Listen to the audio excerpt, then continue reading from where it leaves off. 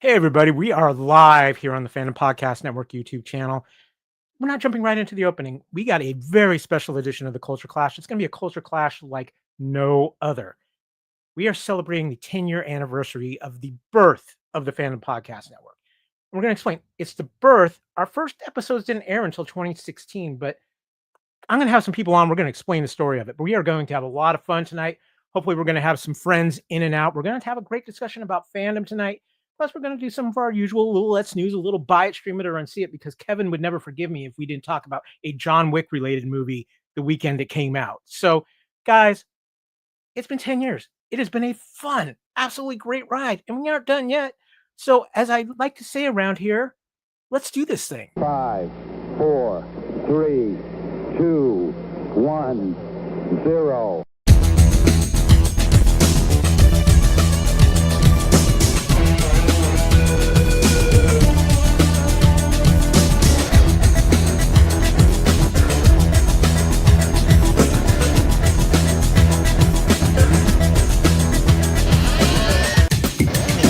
This is the Culture Clash. Liftoff. We have a liftoff. Hey guys, we got a great show here today.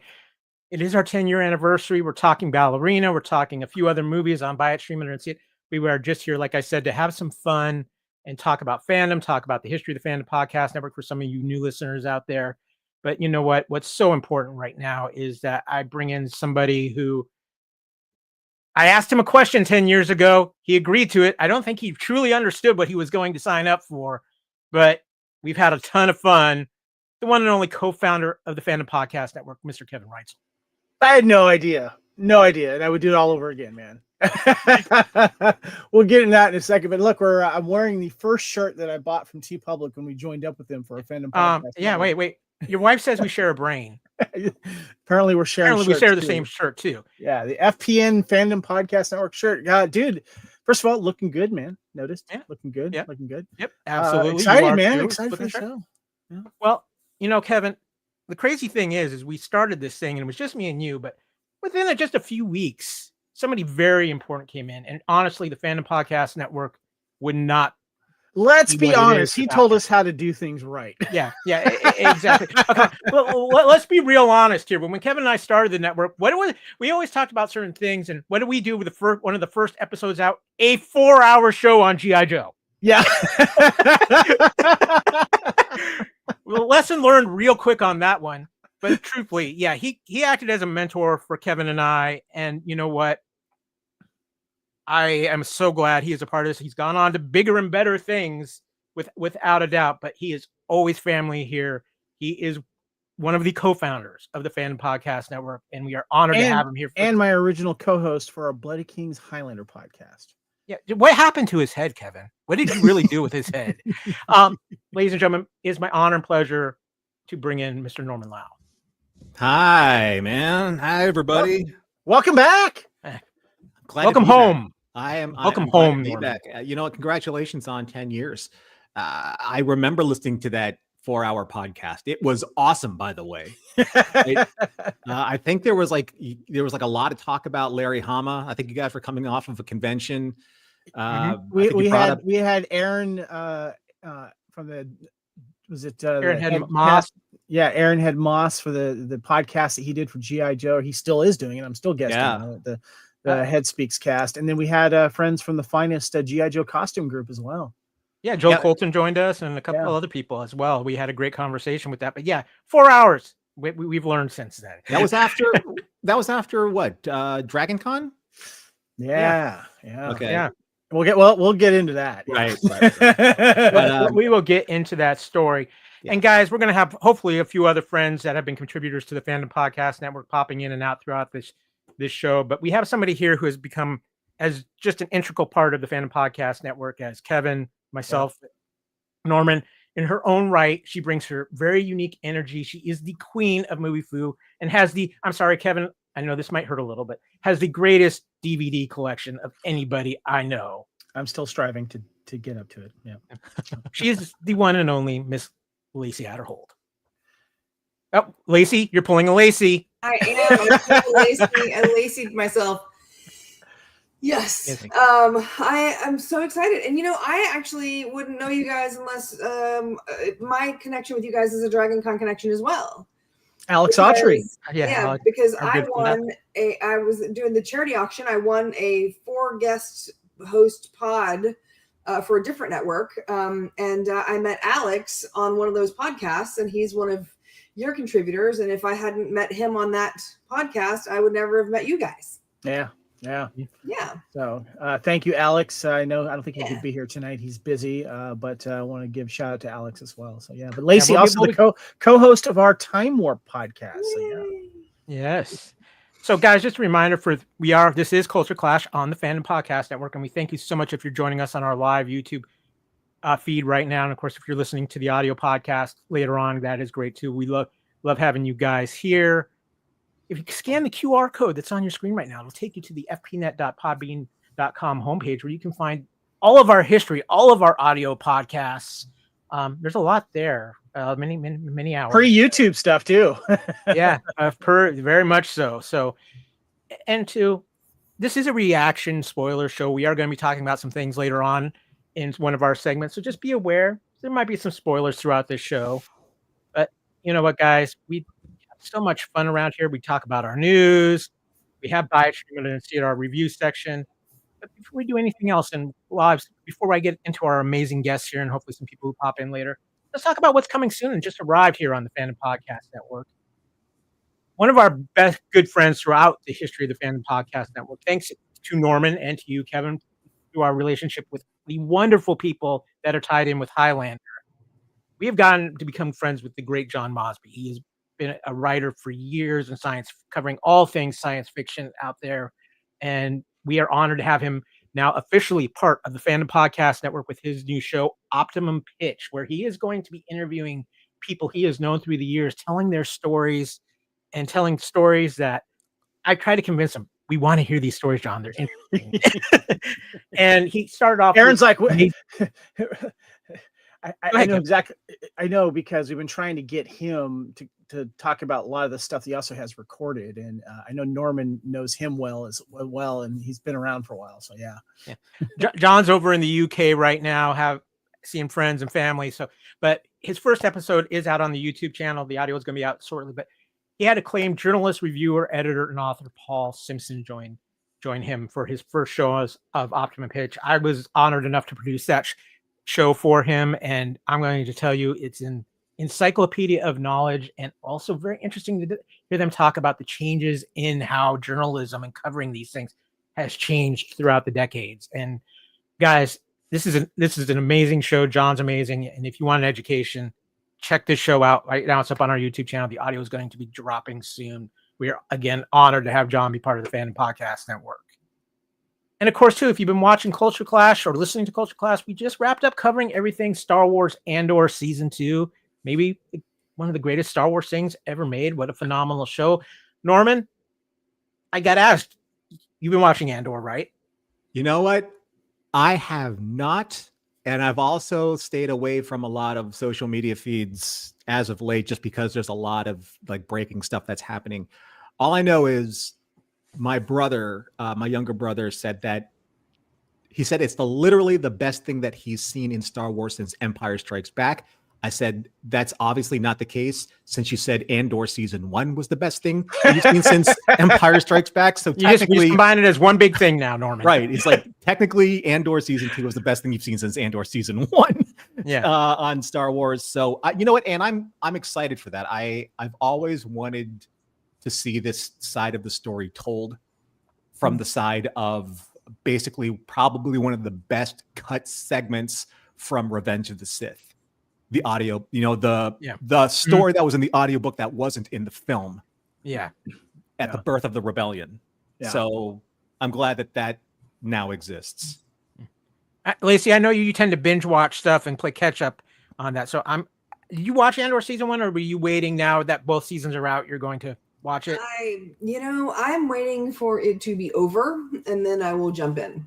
Well, it's fully over now. I buy it as it goes. Is it over? Like, is this? Yeah, it's over now. It's over. Yes, and I will, as soon as I get Andor Season 2 on Blu-ray or 4K, whenever they release that, I will do a full binge. Yeah, what they need to do out there in the universe, if you're listening to us, Andor season 1, Andor season 2, Rogue One, full special features, full everything. Yeah. And Lacey, I know you don't like the steel books and stuff, but I want this in some kind of super like Lord of the Rings extended edition set. Yeah. You know, and you know what? Here's the thing. Here's what they really need to do. They need to box it in something that looks like that tracking device that Andor was going to sell at the beginning of season 1. That thing was the coolest thing ever. Right? The only thing I don't like about steelbooks is that when you slide them on and off the shelf, this scratches the bottom of the steelbook. So as long as the steelbook has a cover, I'm good. Gotcha. There's been a few that have covers that I'm like, okay, I like this. It's pretty badass. Yeah. All right. There you go. Universe, hear us.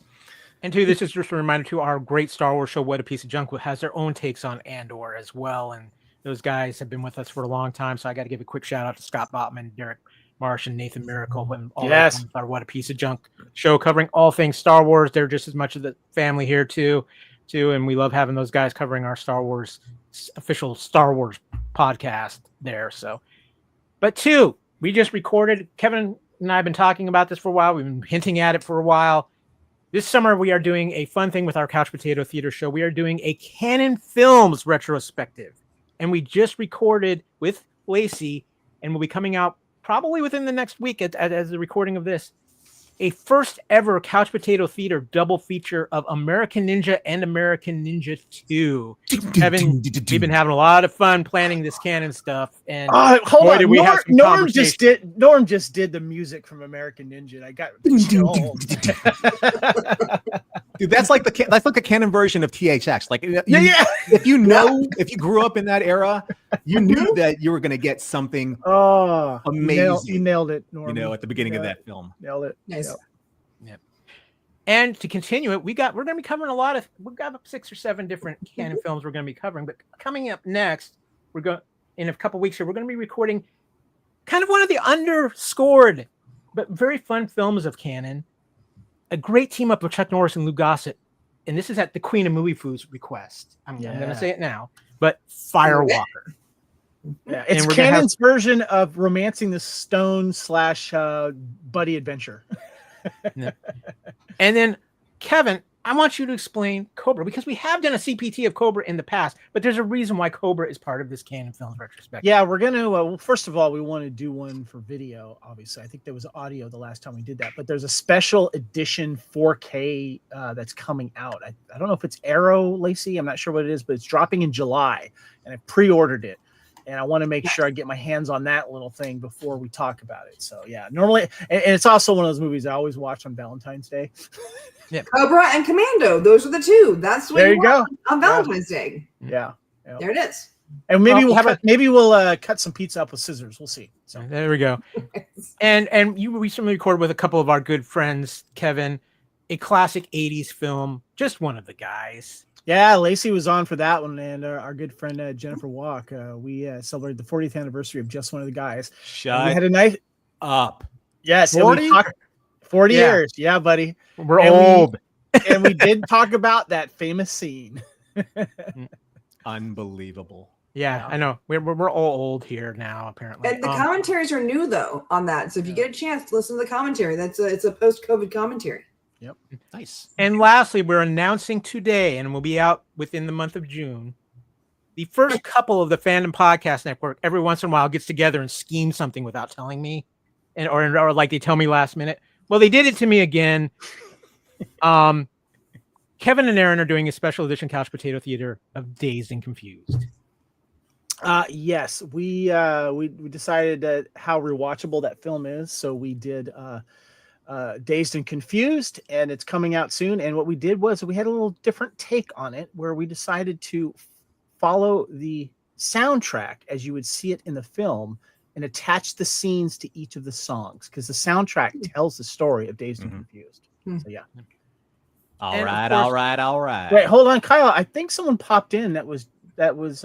I know. I'm just a little scared because I think if she comes into the actual room, we're all going to get beat down. Ladies and gentlemen, I'd like to bring in a good friend of the network and sometime contributor and fantasy football kick-asser, Yes. She's the queen of the beatdown, Miss Jennifer Walk. Hi, Lacey. Hi. Hi, Norm. Hi. Hi, Kevin. We were just talking about you because we just showed that we did Just One of the Guys. And that's gonna be I coming know, out and I soon. love coming here because no one knows me when I used to be fat. How are you? Welcome. That's Norman, our original co-founder of the Fandom Podcast I remember Network. Norm. Hey there. Yeah, there you go.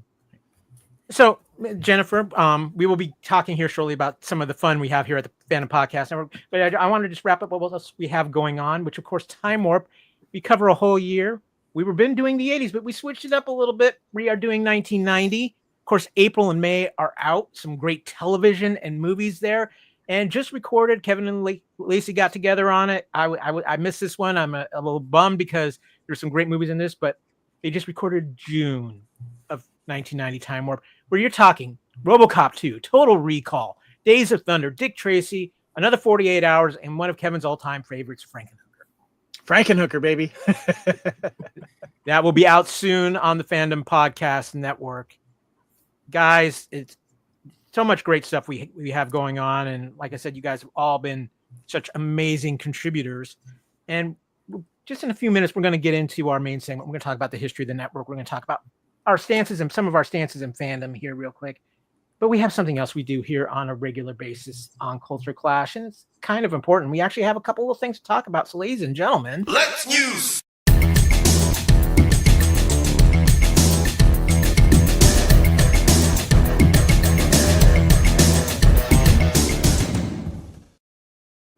I saw Norman rocking out, just so you know. Yeah, we appreciate it. It's a rockin' tune, man. I'm Dude, just saying. Your guys' elevator music has really been, you've upped the game on that. You know? I try. So we have a little bit of news, and I think this one's kind of interesting, and I'm actually glad that we have so many people here because I'm interested in everybody's take on this. James Gunn went on social media to say Superman is 100% done. All the visual effects are shot. This movie is done, ready to go. This is one of the biggest movies of the summer, possibly. It's one of the most intriguing movies of the summer. And I know for me and Kevin, we talked about this a couple weeks ago when the latest trailer came out, how that's the first trailer that really pulled us into this movie. We were trepidly interested, kind of not quite sure what to expect with the last trailer. So, Norman, I'm going to start with you being here. We haven't had a chance to talk to you about this. What is your feelings of James Gunn's Superman? Are you excited? Are you a little nervous? Are you, where are you coming from on this? Well, I think they're probably more now than ever before. This world needs a Superman, right? We need that symbol of hope. We need that symbol of just what it means to be the person who tries to do the right thing, and he just has the abilities to do it. But I have a deep connection with Superman 1978. Christopher Reeve will never be dethroned as my Superman. But this movie isn't for me, right? I hope it's great because for me personally, I want Guy Gardner to just wreck that film, right? Because I love Nathan Fillion and I love Guy Gardner and I love the Green Lantern Corps. Bottom line, though, this movie needs to win because DC needs to have its time in the sun. I know that Zack Snyder's vision got knocked off track for very specific reasons. And I think that he had a very specific vision. And I thought it was interesting. But I think it's really time for DC to finally become this leader in comic book movies that it needs to be. And Superman really is it, right? I mean, it's too important to fail. It's too big to fail, right? Yeah. And I hope that James Gunn's vision can deliver. I'm worried about just basically how easily the social media takedown is on movies nowadays, right? Like I said before, and I'll say it again, and anyone at Rotten Tomatoes, they can email me. Don't let Rotten Tomatoes or any other social media influence your need or desire to watch this movie. Watch it because you want to watch it, not because someone tells you to watch it or has decided for you to watch it. And that goes with all movies, right? Be your own person. Watch it because you want to enjoy it, and then make your own opinion about it, right? That's all you can really say about movies nowadays. Jennifer, can Will you pull yourself out of your fantasy football research bunker to go see Superman? Oh, how did you know I already started researching? Because I know you. Because you have trophies. That's why. That's because let's see, 22, 23, third place, and 24, and second place, and 25. So, it's hard now that tax season's over. I'm kind of like, I just get done with work and I'm like, oh no, you can go spend time with your mom, honey. And I don't know. I still haven't gone back to theaters yet. And maybe that's just me getting older and not wanting to deal with the idiots and people who are just moronic. Although I am going to see Dogma tomorrow. So nice. That gets me out. That is getting me out of the house to go see. I don't know about Superman. I'm with Norm on the 78 version because that's what we grew up on. I don't know if DC can pull themselves out. Like every time you think it's going to be great, like they did, and then Wonder Woman came out and everybody's like, oh my God, they're back. And then Wonder Woman 2 came out and I was like, oh my. Ooh, did we get a content warning? Thanks for effing that up. So I don't know. And plus what was super cool as we started the 10s was with Iron Man and all that was, you were starting to get them translated, Marvel and DC translated into film, some better than others. But as we've gone on, and I've mentioned this before, I feel it's getting oversaturated. I thought Marvel was getting oversaturated 5 years ago. I don't know if DC has a plan. Like to me, Marvel had this plan, like, phase 1, 2, 3, 4, and then it 17. Yeah, but the pandemic hit and it kind of all went to crap.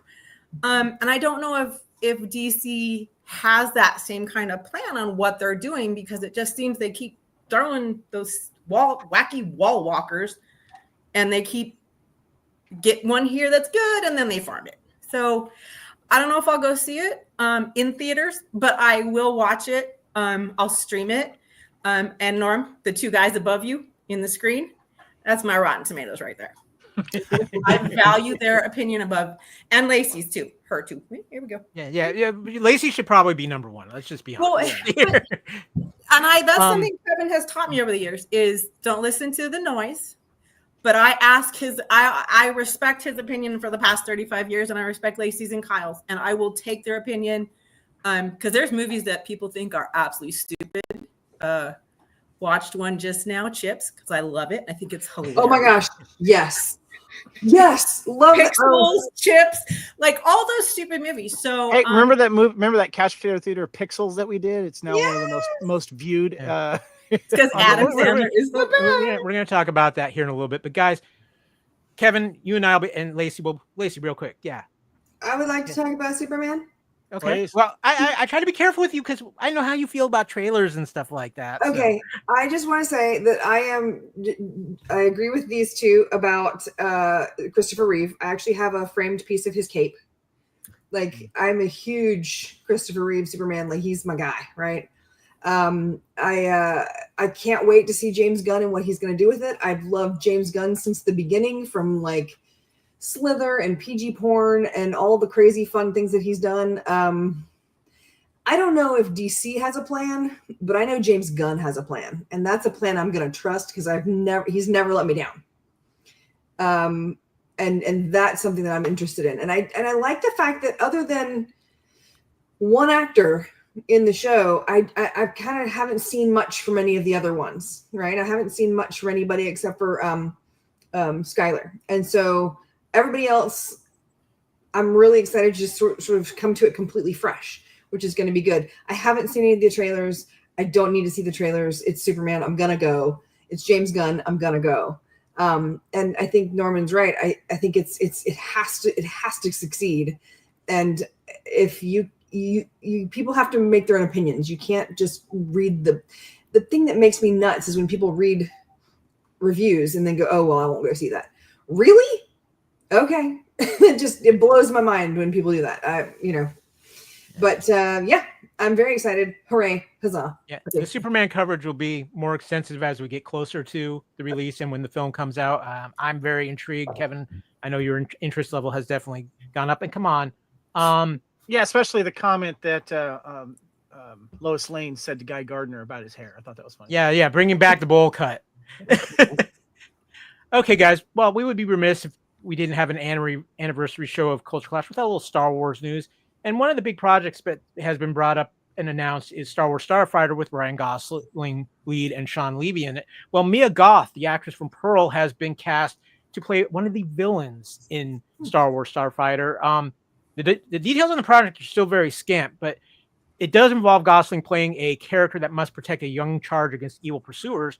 Goth is going to play one of those pursuers. It is the same role that Mikey Madsen had been circling before her deal blew up like a Death Star over money matters. Lucasfilm hasn't really put out an official comment on this yet. This movie's looking at about a 2027 release from what we're hearing. It is a standalone. It is not a prequel. It's not a sequel. It is a totally new adventure. It's set in a period of time that we haven't seen explored yet, according to Sean Levy from comments he made at Star Wars Celebration in Japan.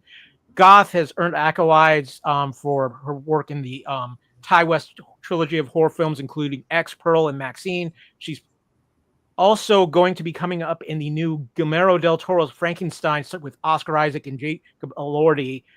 And she also has a mystery role in Christopher Nolan's The Odyssey. So this is very interesting Star Wars news. We are going to be following Starfighter as we get more details on that. But they're locked into actually releasing this next year. I'm sorry, the 50th anniversary. It's not next year. It's the 2027, if I remember correctly, right? Mm-hmm. Yeah. 2027 is when they're aiming for it because they want to really give it a push at the next celebration too. Yeah. So. And 50th anniversary of Star Wars, believe it or not. Yeah. Wow. Oh God, time flies. But lastly, too, one of the franchises we've been a huge fan of over the years here at the Fandom Podcast Network is the Aliens franchise. And we saw Aliens come back to the big screen earlier late last year with Alien Romulus. But there's a project that's been coming up that I've been following for a while because it's being done by Noah Hawley, who I think is one of the more innovative TV people out there. And he's doing this for FX, which means it's going to be pretty hardcore in its own right. And they dropped the first trailer for Alien Earth for FX, which is coming out in August. I just want to give a quick rundown. The series is set in the year 2120, 2 years before the events of the original 1979 film Aliens. At the time of the setting, the Earth was governed by 5 corporations: Prodigy, Weyland Yutani, Lynch Dynamic, and Threshold. In the corporate era, cyborgs, humans with both biological and artificial parts, and synthetics, human robots with artificial intelligence, exist alongside humans. But there's been a new technological breakthrough in robots when the founder and CEO of Prodigy Corporation unlocks hybrids, which are humanoid robots infused with a human consciousness. The story of this is going to be a xenomorph getting to Earth. It looks from this trailer, I'm really, really intrigued. Timothy Olyphant is also in this, which tells me right away. Kevin, I know you're a big fan of the Aliens franchise. What did you think of this trailer? I'm intrigued, but cautiously intrigued. It has a wonderful look to the show with the trailer. And I was talking about it with my wife, Erin. She's very skeptical about it, but kind of curious, but not, she's not like, I need this right now type of thing.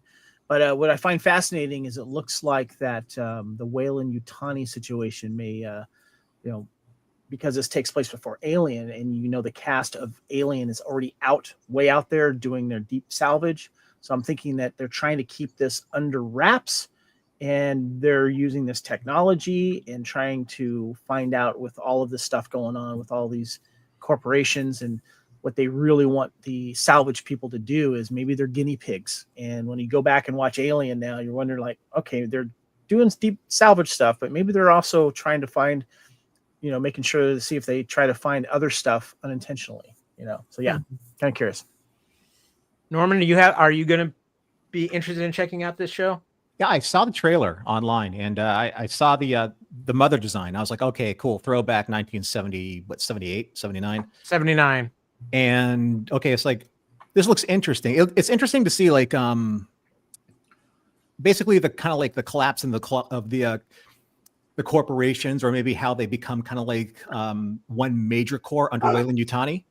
So that would be kind of cool. Also, it's interesting that you bring up the whole thing with that new kind of like that synthetic, because every single time we've seen like one of these deep salvage operations go out, there's a synthetic from Weyland-Yutani with them. So are they there specifically to see, okay, we're going to have them go and do this deep salvage in a possible area where a life form can exist, and see if, and the synthetics program is to, okay, once they're contact or they contract the alien, brings it back, you know, their job to protect it and bring it back to Earth, or bring it back to Weyland-Yutani, you know. So it could be interesting.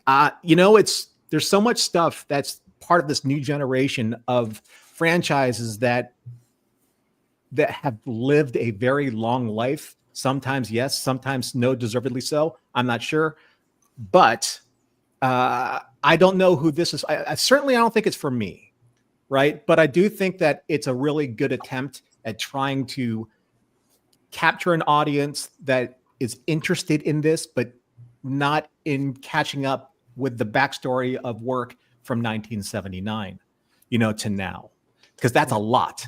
You know, I mean, I was just talking to someone about Doctor Who, and he said the reason why I don't get into Doctor Who because I'm a completionist, which a lot of us are when we're like in the fandom genre type of fans. And he's like, I can't do 60 years. I just can't do 60 years. Right. So I say, you know what? If it's great, great. If I like it, I think that's great too. If not, somebody's going to like it. Well, Lacey, you are the queen of movie food, but are you ready to hop into Aliens on TV? Let me say this. I am a big fan of Aliens. I've seen the first one. I've seen the second, third. I saw the first Prometheus. None of them. I didn't even bother with Romulus. I gotta tell you, I had heard this was coming. I was just like, yeah, whatever. You said Timothy Olyphant. I'm in. Don't get me wrong, like, he's super hot and all that. That's great, but he is he's such a good chameleon. Like he's an amazing actor. And don't get me wrong, he's nice to look at. Okay, but he's really talented. Just the variety in his CV is nuts. You know, Lacey, just to comment on that, Kevin Smith in one of his books is quoted as saying, "I could listen to Timothy Olyphant read a phone book." Oh, I could listen. Yeah, absolutely, 100%. Yeah, he's fantastic. He's actually the reason that I decided I was going to get into some of the Star Wars TV shows, because I had originally been like, no, I just can't. There's too many. They're flooding the market. There's too many.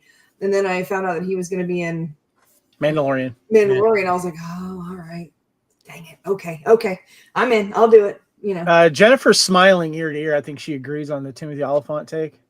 Yeah, Timothy Olyphant and Kiefer Sutherland. They can read phone books, leases, contracts, the Internal Revenue Code, Kyle. No, we're not going there. That is off limits today. The Internal Revenue Code in its entirety. Timothy Olyphant and Kiefer Sutherland can tag team that sucker, and I will be like, oh, nice. So I think it's safe to say Jennifer's in on Alien Earth. Yeah. One of my friends actually got me a shirt that's the Got Milk, right? Mm-hmm. A friend of mine got me a shirt that says Got Timothy Olyphant. Nice. There you go. Yeah. I'm watching it. I know Drakkar, my husband Dave, will watch it. I'm kind of in the Lacey group with shows. I would prefer to binge. And Dave and I actually were having that conversation this morning because Black Dagger Brotherhood premiered on Passion. Okay, sorry. There's some fangirling going on. But they're releasing them on a weekly basis, and I told Dave I was going to wait until all of them dropped and then sign up for. No, that did not happen. 10:00 on Thursday night, I'm out there signing up for Passion. Like, so Dave will watch it, and whatever Dave kind of says, yeah, it's cool, you should check it out. I'm like, that'll probably happen, and if it's any good, I'll binge it. Cool. Well, guys, that's going to wrap up the news. So it's time to get into our main segment here, where we're going to talk about the network and fandom and just have a fun conversation. I've got a few topics I'm going to just throw out there, and I just want everybody to have their input. So, guys, let's have some fun.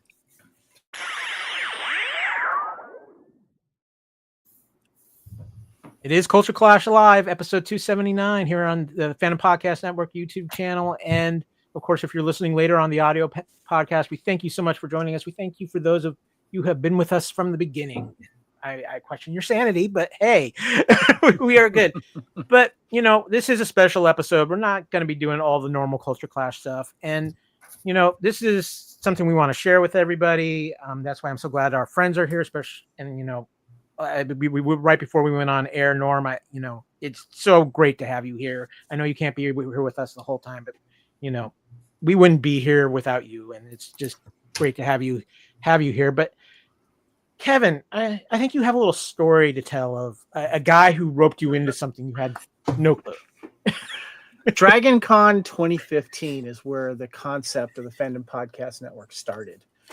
You and I, Kyle, actually met at that Dragon Con for the first time because we had mutual friends, you know, like Matthew Clifton, the Woloskis from, Skywalking Through Neverland, and a few others as well. And you approached me about wanting to do a podcast together. And I said, that sounds fun. I've been wanting to get into podcasting more. Let's definitely chat more after this podcast. And we did before the new year. And I remember we were kind of throwing out names and you were like, let's do like Fanboy Network or something like that. I'm like, yeah, let's include everyone. You know, let's say maybe Fandom Podcast Network. It sounds kind of generic, but it's kind of what it is. And one of the important things too is we didn't want to rope ourselves into just one type of topic. We wanted a network that we could do different shows on and get different takes and allow us with the freedom of reaching out and doing other things, because a lot of us here have been on, different shows and such like that. And that was one of the things that I think that you and I wanted to do, but I feel like we couldn't do it alone, Kyle. Yeah. You see, we started this and Kevin and I did a couple of things, just me and him. And then Kevin was like, I really need to do something with Highlander. And I've got a guy. So I knew Norm. Norm was doing some podcasting, but more importantly, I knew Norm through my Decipher days, who produced the Star Wars, Star Trek, and Lord of the Rings card game. That's how I met Norman. I believe it was probably a Comic-Con, or was it an appearance at a retail appearance at a store somewhere in Southern California? Norm, where was it? Yeah, it was a Comic-Con. I don't remember which one. It was like probably right after like Fellowship. And actually, because Fellowship was December, it would have been probably before the Two Towers. So that like San Diego Comic-Con, maybe 2021? Yeah, maybe. Yeah. I mean, sorry, 2001. Yeah. 2021. Yeah. Where's my brain? Yeah. So yeah, we met there and we've been friends pretty much ever since. You know? And I knew Norman was a Highlander fan, and we stayed in touch through social media. And I reached out to Norman and say, "Hey, Norman, I want to talk about Highlander. What do you think?" Yeah, I think because you wanted to talk about it because the 30th anniversary for Highlander was coming up. Yeah, 2016. 2016. Yeah, 1986, even though the movie took place in 1985. So yeah, you reached out to me, and I was just coming off of working for Trek FM, which is a premier Star Trek podcasting network. Also, I was the host for Warp 5, which was the Enterprise podcast. And then right before I joined with you guys, I was on Standard Orbit, which was the original series podcast. And then, of course, I made my guest appearances on The Ready Room, which was kind of like the flagship show for the Trek FM. And I was like, you know what? I think I'm pretty much exhausted. I think all of my opinions on Star Trek up to that point, because there really wasn't like anything more new to talk about. This is like before the Kurtzman era Star Trek started with Discovery, 6 years ago. And I love Highlander. Highlander is probably one of my all-time favorite, if not favorite, TV shows, and one of my all-time favorite genres. I've dedicated my life to medieval studies and sword fighting and all that kind of stuff. I think I've just finally gotten out of credit card debt from buying stuff from the Highlander catalog. And the 1990 Highlander, 1990 Highlander catalogs. Yeah, I've spent like, if I had children, I would have spent their college tuition like buying stuff from those catalogs and the card games. So it was just something that was like supremely important to me personally. And when Kevin asked me if I wanted just to do the movie coverage, like that was fun. And then all of a sudden we had an idea. you came to back to Southern California, I think, to visit your family and friends, and you stayed with me for a little bit. We had pizza. We talked about Highlander, and you came back home with notes and created the format for Blood of Kings. And the other thing too that I have to mention to you, Norman, that I'll forever be grateful is that you brought an air of professionalism on how to present ourselves and to format our shows and stuff. And you always were there to kind of guide us with that and help us with that, and just reach out to new talent as well. And one of the things I'll always be grateful for. Thank you. I learned a lot of that craft from Trek FM. I mean, if it's kind of like if I was a mentor to you, then Christopher Jones, who created the Trek FM network, was the mentor to me. He taught me everything from writing copy to producing to social media production to making sure that you're articulating yourself in a very specific way when you're podcasting, making sure that your sound is leveled, and you're all of the nuts and bolts that go with podcasting, including branding. So like you have a lot of that stuff that you figure out over time. I just helped get you there just a little bit quicker. You would have figured it out. But more importantly, though, you mentioned the 30th anniversary of Highlander, and that eventually led me to go to Scotland and then London, and then eventually met my wife, Erin, who we first met in London. And one thing led to another, because remember, we wanted to talk to someone that went to that anniversary showing of Highlander, where the Kurgan himself, Clancy Brown, was in Edinburgh, Scotland, and she went there and she started doing some of the locations, Highlander location stuff before I was. And I hit her up on Facebook because she was on Highlander Heart, and one thing led to another. So there you go. If that was my role in this life, then I am happy that happened. And Jennifer right there was at our wedding. We got married. Norm. I appreciate it. We got married at the same place they did, like 15, 20 years apart. Yeah. They got married. It's so similar. It's hilarious. But, and it's funny that you mentioned that thing, that Highlander thing, Kevin, because I remember when you were here in April, I'm like, was that when Aaron, the sword fighting Highlander thing? Is that like the first time you guys, because I had glommed onto that. I am like, wait a minute, who's the blonde? Is Kevin? I'm gonna watch this. Yes. Just see how this plays out. Who's the blonde girl? Who's the blonde girl, and what's going on? And I'm gonna need to just kind of dig and watch that, and look where we are now. Yep. As for me, Kevin introduced me to Norm, and Norm and I hit it off on so many different things because we have a lot of different things that we love in fandom that are very similar. Mm-hmm.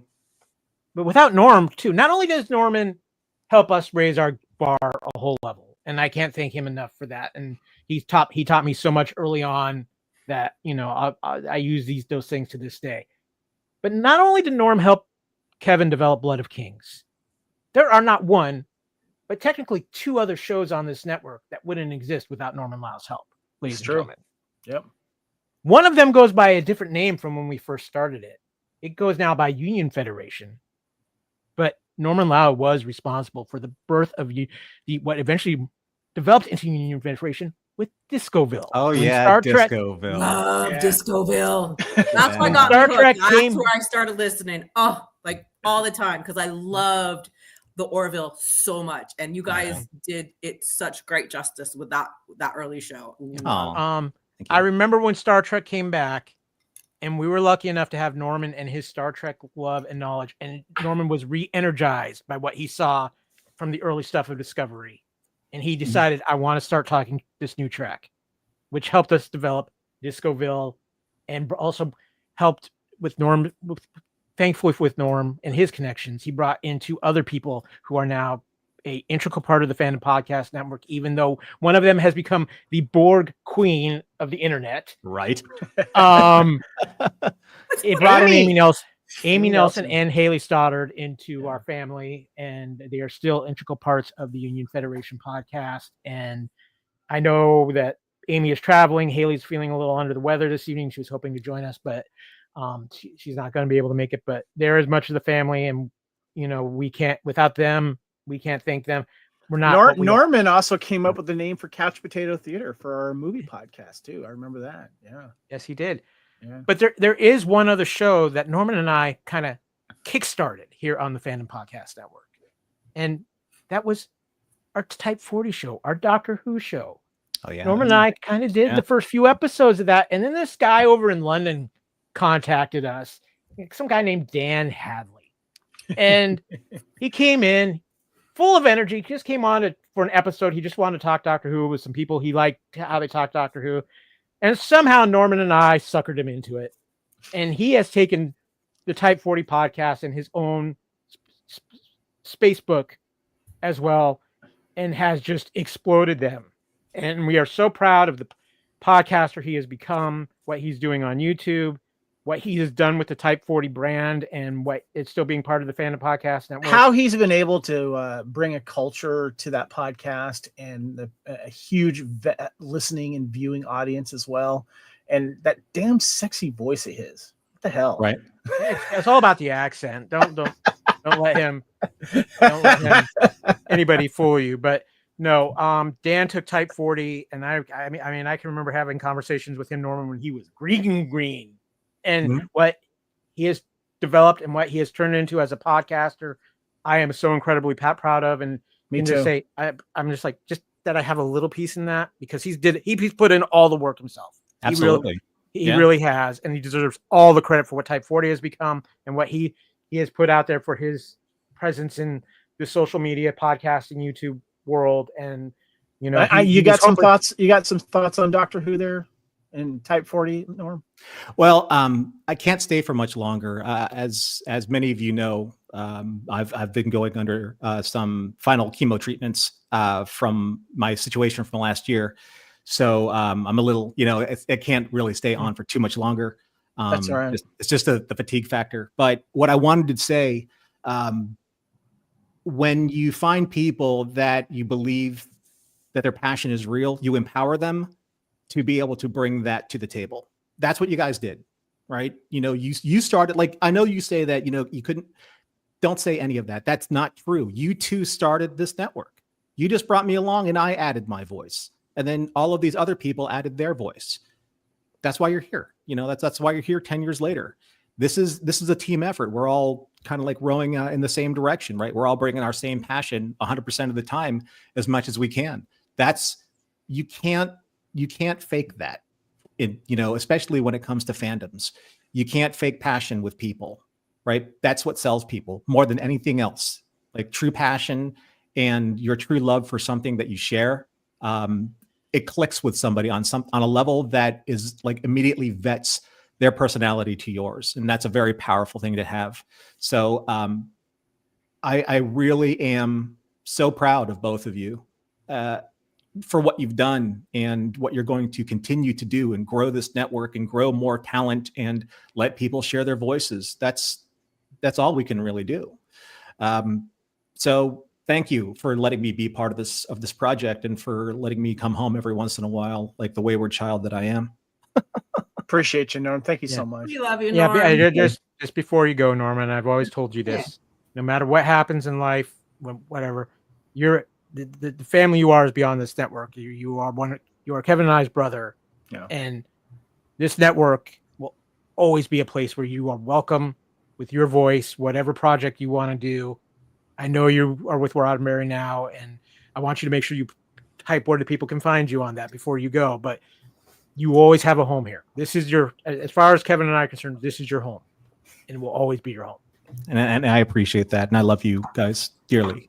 You can find me at Mission Log at roddenberrypodcasts.com. So just type in Mission Log Podcasts or the Roddenberry Podcast Network, and that's where you can find me and get in touch with me. So thank you. Continue to support the Fandom Podcast Network. They deserve your support. They work very hard at what they do. And then again, that's the old saying is like, if you enjoy what you're doing, you never do a day of work. Right. So there you go. So everyone, thanks, Norm. Happy 10 years. Norman. Love you. Another 10 years. I love your bunny rabbit. Yes, bunny. Yeah. That's why my eyes are like, is that a rabbit or a cat? And I'm like, oh, it's got ears. It's a runny babbit. So take care, everyone. Be good. And thank you for having me on. Love you, Thank brother. you, Norman. So thanks again to Norm for being here. We're going to be right to have this anniversary show without him. But, Kevin, over the 10 years of the Fandom Podcast Network, it's been an interesting ride in several ways. I was thinking about this as I was kind of putting together the little bit for the show. And there's a question I want to ask everybody here at our panel, because I really look at how fandom has changed just in this 10 years and what has changed. And I'm kind of curious for each of you, what is like one or two of the biggest things in fandom that's changed? And I'm going to just throw out a couple of things real quick, just so you guys kind of maybe it'll jog an idea. When we started this network, Marvel Studios was the biggest thing going. They could do no wrong. They owned everything. And obviously we were all part of that amazing run through Endgame. Marvel's had its struggles since then, but there's that. I also think about streaming, and I think about going through COVID and how COVID kind of forced the streaming market onto everybody sooner than maybe people were ready for it. But now it is part of us, and it has changed how we absorb our fandom without question. And we have a lot of fun here having the debate of digital versus physical media, because Kevin and Lacey love physical media. I'm kind of a digital guy, but that doesn't mean I dislike physical media. It's more of space requirements than anything. But, it's just, I think those are two of the biggest things that have evolved and changed, Kevin, in the 10 years we've been doing this podcast. I'm going to touch on the physical media thing, because how that is becoming a challenge now, and there's less of it and less stores are carrying it. And so like me and Lacey and even Jen a little bit can understand this too, is, when you're shopping for stuff, you gotta, now you gotta do special orders online now. And maybe there's only the steel book that's available, or it's like finding a copy of Dogma. Yeah, exactly. And literally, exactly. I'm serious, because you will start finding copies of it again soon, because it was more of a rights issue than anything on that one. Yeah, but I see what you're saying. I know. But that's when you talk about physical media, Kevin and Lacey, that's what comes to mind, because it's getting harder and harder to get the physical media. And it's also too, it's kind of sad. I was talking to Aaron in the car. I'm like, I now don't just randomly show up at Best Buy or Target, because those are the first things that I used to visit. They don't carry them anymore. And so therefore now I got to drive 40 minutes south of Walmart just to see what they have, and it's one of those things is it's slowly that to me personally, that's affected me the most because of my love for physical media, but also, the whole theater streaming thing, just like you alluded to earlier, Jennifer, like there's still a lot of people like you that aren't like wanting to go back to, the theaters as much. And I think it's starting to change. People are, but I remember during those days where, that's when they still had like, in the early 2000s, and we're getting into the 2010s, they still had the midnight showings of movies. The premiere of the new Marvel or superhero film was such a big deal. Because as you said, Kyle, Marvel could do no wrong. Now we've seen them falter. We've seen with COVID affecting, theater runs now, and the streaming is just everywhere. Now the big question is, where's it streaming? Where can I stream it for free? And it's, and that's costing so much money nowadays. It's costing more than the cable bill in some cases. So to me, those are the biggest changes that I've noticed. And of course, social media. Yeah. Social media. Yeah. Well, we wouldn't be here without social media too. So that's interesting. Lacey, what about you? I mean, you are probably one of you're more the more recent additions to the network, but you have such a background in your own fandoms and everything. And film. What in the last 10 years has been the biggest thing for you? There's something that I've noticed in the past 10 years just going to conventions, and that's that there has been like a little bit of a change in the culture from younger fans, where, people our age, because of our fandoms, we were bullied, right? And now it's Iron Man and all these things, and it's cool and it's like pop culture.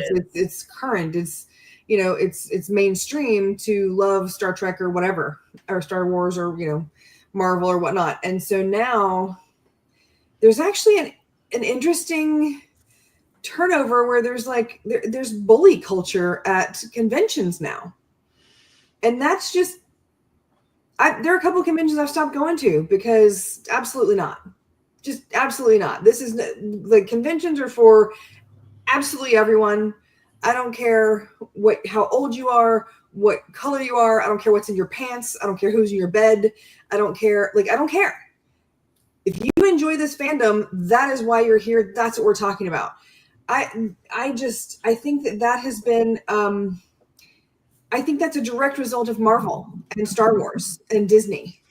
And I'm not trying to be negative because there's still plenty of conventions that I'll still go to. But that's something that I look at when, as one would say, an elder statesman at some of these conventions.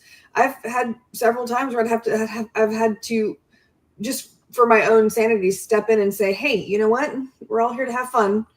Just because she doesn't have the right boots doesn't mean she's not cosplaying a fantastic whatever it is that she's cosplaying, nitpicking people, so I think that people our age who did go through that being bullied and everything in high school, now we're watching it happen within our community. And it's like, what happened?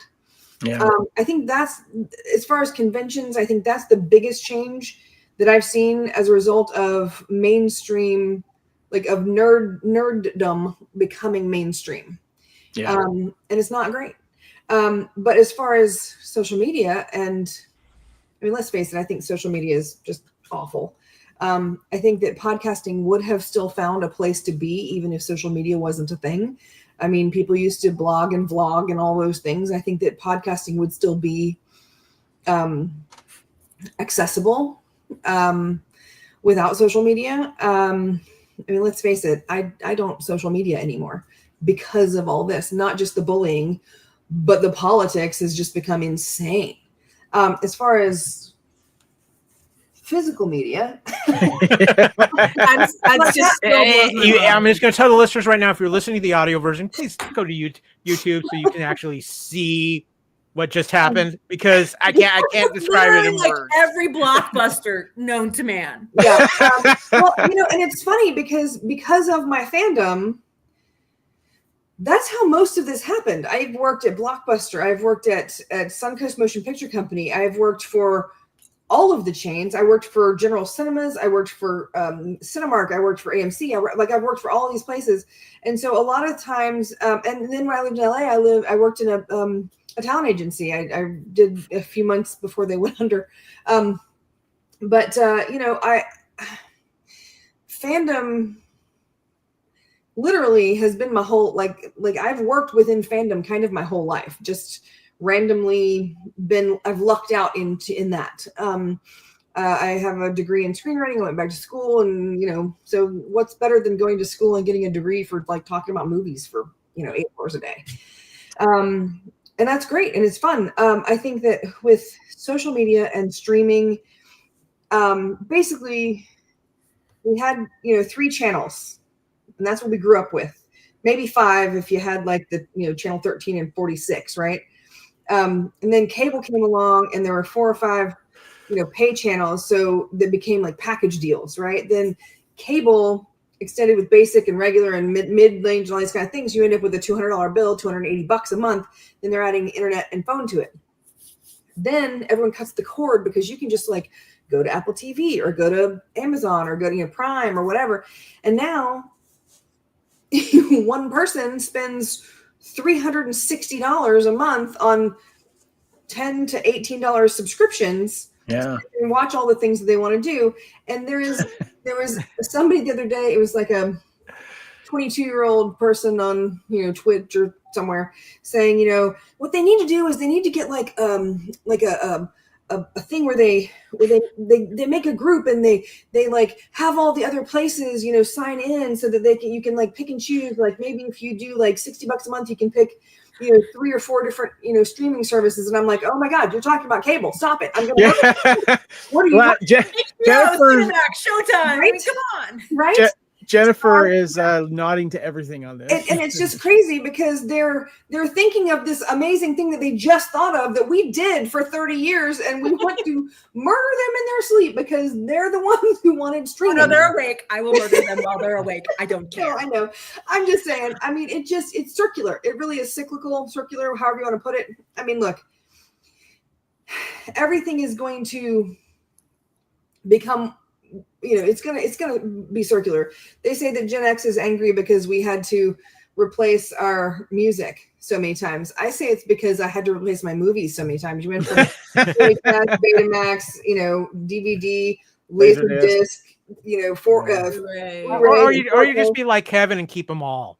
Oh, I do. Trust me, I have so many things, and if I can upgrade it. But just for space, it's as you see, there's space there. This has become an issue. I built this out thinking, I'll have at least a good 10 years or so before I need to make some extra space, and I literally filled it. One little space right here. That's what I have left open, so that I can wave things in.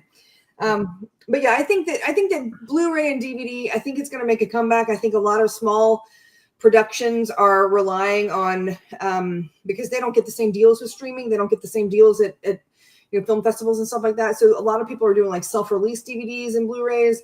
I think that, not for nothing, if you're not going to release it here, someone in China is going to release it. And I don't want to I would rather buy an American made, or at least an official copy of whatever, even if it's made in Mexico or wherever.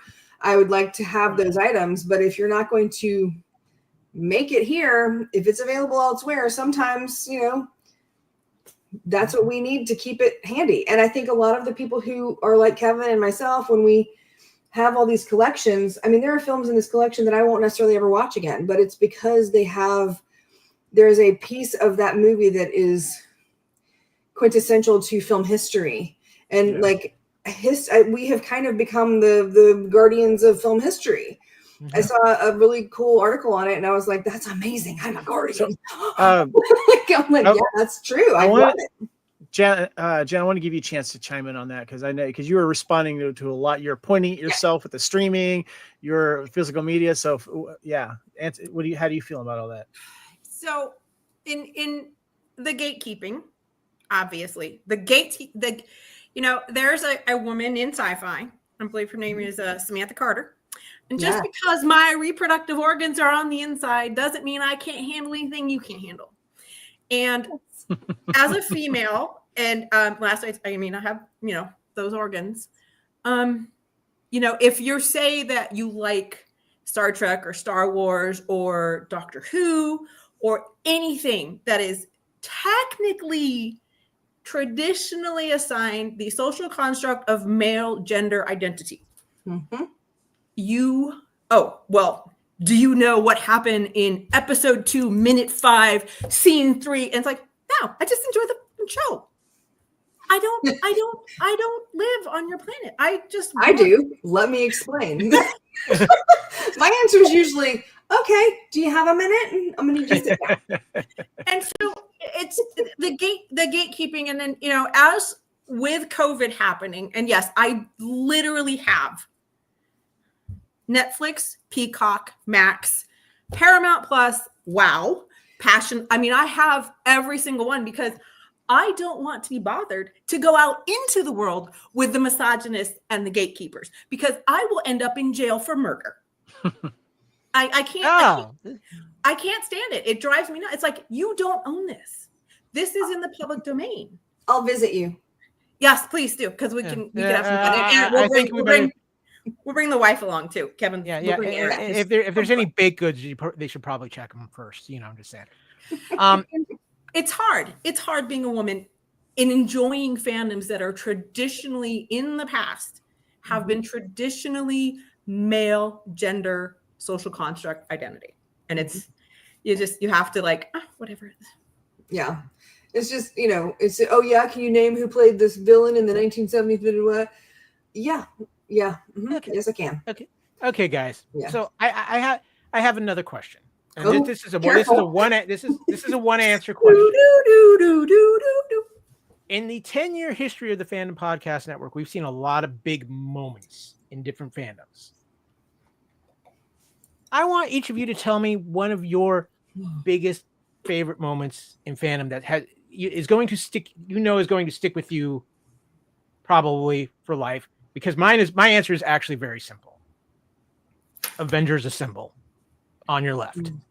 That is, to me, one of the all-time greatest moments in modern movie history, especially in the sci-fi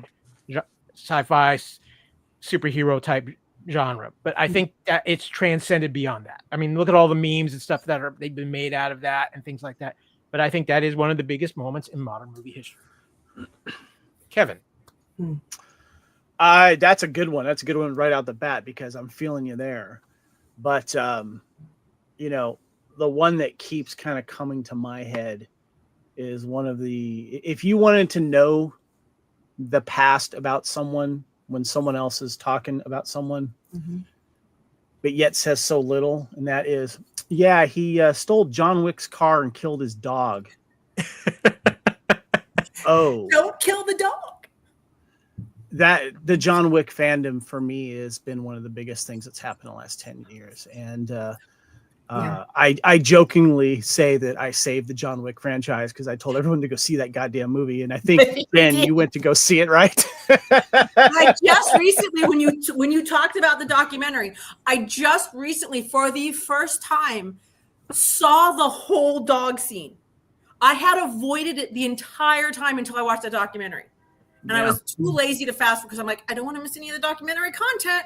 I'm like, oh. There was a new John Wick documentary that just dropped. What was it called? John Wick Wick is Pain. That's it. Wick is Pain. Yeah. Because I know how much you like documentaries, so I reeled you in there. But outside of the MCU, of course, I do remember how big that Star Wars Force Awakens was for me, because it was returning of Star Wars, and we know what it became, and some of it was disappointing from it, some of it was not, but the build up to that, because I went and saw that movie 30 times in the theater, and I was just kind of reliving my childhood fandom, of going to see Star Wars in the theater and the original trilogy so many times. But outside of the MCU, for me, it's the John Wick franchise. What about you, Lacey? I think that in the past 10 years, I have really enjoyed, because I think Marvel's got the movies, they really do, but DC has really done with the Arrowverse and how well they created and just so inclusive, like Greg Berlanti and that crew. Yeah, there were colors and genders and fluidity and LGBT, like everyone was invited and everyone was included, and there was an ace character. That's the first ace character I have ever seen on television.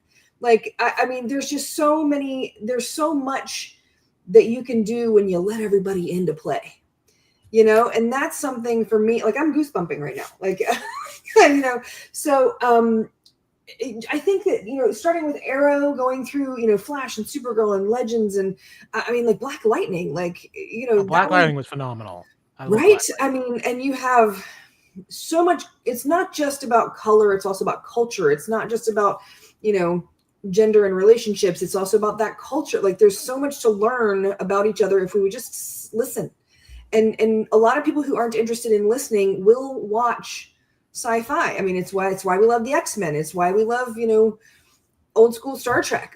These are shows that, allowed us to watch race relations and outcasts without realizing that we're watching politics. And I think that that's something that the Arrowverse did. I think I might be outside of the 10 years, but just over the 10 years, at least the last 10 years, there's been so much inclusion, and that's something that's really big. And I love that, Marvel has done it as well, but not to the extent, just because the films have been a little bit more specific. But I love that we got Black Panther. I love that we got Shang-Chi. I love that, we have more than one female in many of the movies. It used to be you get one lady, and she might die, and she might need your help. She's probably gonna need your help, and she's gonna be frail and whatever. But I think that we have moved along so much since then. General Leia, hello. Yeah. Princess Leia is a Disney princess now. No, she's a Disney general, right? I think that things like that are important. And I think that we've made leaps and bounds in the last 10 years. I know we've had some hiccups recently, but hopefully that, well, we don't want to go into that, but yeah. So I think that's what we're looking at right now. I think that's that 10 years. Yeah. So, Jen, I know you have, but you've had to have at least had a favorite moment of something in fandom. Oh no, because my movie knowledge and enjoy is not on the level of you guys. You guys know this. You know that, getting me to the theater is difficult. I watch the Star Wars documentaries about the show. I haven't seen I haven't seen The Mandalorian, haven't seen Andor, none of it, but I will watch all the documentaries to talk about it. That's my enjoyment. I can think of two specific in the past 10 years, and one of them is Star Wars and one of them is Marvel. Mm-hmm. Rogue One blew my mind. Yeah. Look, I'm right there with you. Now The Force Awakens, that was great, but when I saw Rogue One, I rarely go back to see movies in the theater. I'll see it once. I'm not Kevin. I don't go 5 million times. But we went back. I think I actually went and sat through that movie 3 times, which for me, that's a big deal. Just the way the storytelling, the standalone, and then the tie-in at the end where you see the beginning of A New Hope. Talk about chili bumps. I'm getting them now because it took me back to being 7 and seeing this thing that has become so expansive. So Rogue One is one of them. The other one is Black Panther, which I saw that one 4 times in the theater because it was so good. And then along with that came Ryan Coogler and all of those movies with a completely different lens. And it's okay to step outside of white, cisgendered female and to look at somebody else's culture and begin to understand it, to see it, and not, okay, well, that blows your skirt up, or that's amazing. And when I saw Black Panther, especially when he's on the planes with his dad, it just broke. I mean, I'm getting emotional, so I'm going to try not to. But those two in the last 10 years have been, for me, the ones that when you ask what stands out, that movie making, that cinematic experience where I'm actually like, oh no, we're going back. And Get Out was the other one. I went and saw that 3 times. So yeah, Kevin 50 times for The Force Awakens. But for me to go again and watch a movie that doesn't have Adam Sandler in the theater multiple times, that's a big deal. And so those are the kind of the moments in the past 10 years that to me were just like, holy expletive deleted that has to do with fecal matter.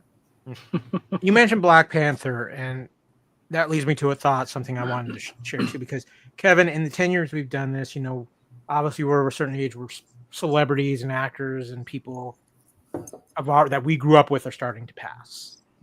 But I think for me, and because we did 2 shows, we did a special show for one of this person, and the other one we talked about extensively. The deaths of Chadwick Boseman and Carrie Fisher might have been the 2 biggest impactful losses we've had over the 10 years of. I think coming close to is Bill Paxton as well. Yeah, Paxton was up there as well. Yeah, definitely. So Philip Seymour Hoffman hit me pretty hard, and he's been in all the fun franchises. Yeah, that's another good one. Alan Rickman. Yeah. And then the one, and Dave and I were just talking about this morning, and I'm still effing pissed off about this, and it's a completely different fandom, but Anthony Bourdain. I am still effing PO'd about that. And so the Alan Rickman and Bourdain were, to me, in the last, So I have one final question. It's actually pretty much for you, Kevin, because we've been doing this for 10 years. And I think the most obvious answer of what has been the biggest thing that you have gotten out of the Fandom Podcast Network is going to be joining us very shortly. But Kevin, we've had some fun times. We've had some interesting times. We've had some crazy times. What are 1 or 2 things that we've done in this 10-year run that stand out to you, or that just, you feel like this is something I'm so incredibly proud of, or just a moment that you're like, you were just shaking your head like, what just happened here? First and foremost was, of course, meeting my wife. That changed everything. But along with her, being interviewed for that Blood of Kings episode about her time there after we spent time in our first date watching the 30th anniversary of Aliens there in London at the Prince Charles Theater, was also cultivate. And by the way, she's watching this right now and she's in the other room and she just went, "Aw, I love you, Erin. Hi, Erin. She'll be in here soon." But also cultivating the Fandom Podcast Network family, and these people right here on the screen are part of it. And that there's a certain podcasting family, because we've guested on other podcasts, Kyle, and we've had them on, like Richard and Sarah from Skywalking Through Neverland and Star Wars stuff guys, and then people we've met through the Highlander fandom. That right there for me is probably the biggest thing, is just cultivating these friends and family. And speaking of, this is my oh shit, this. They just heard that, but you did not. There you go. She's coming on right now. We'll get her. This is my my lovely and gorgeous wife, Erin. We're behind. It's weird because I can hear you talk. But it's like about a 5 minute delay. There's a delay, yes. So you can take out the Kevin learned that real quick about the delay factor real quickly when we started podcasting. So Erin, say hi to the Fandom Podcast Network. Hello. Yeah. So, and you have this wonderful heartfelt answer, Kevin, and it's so true. I think one of the best moments we've had was one of the absolute most craziest moments too, Kevin, and that was LashCon. No, that was fun though. That was fun.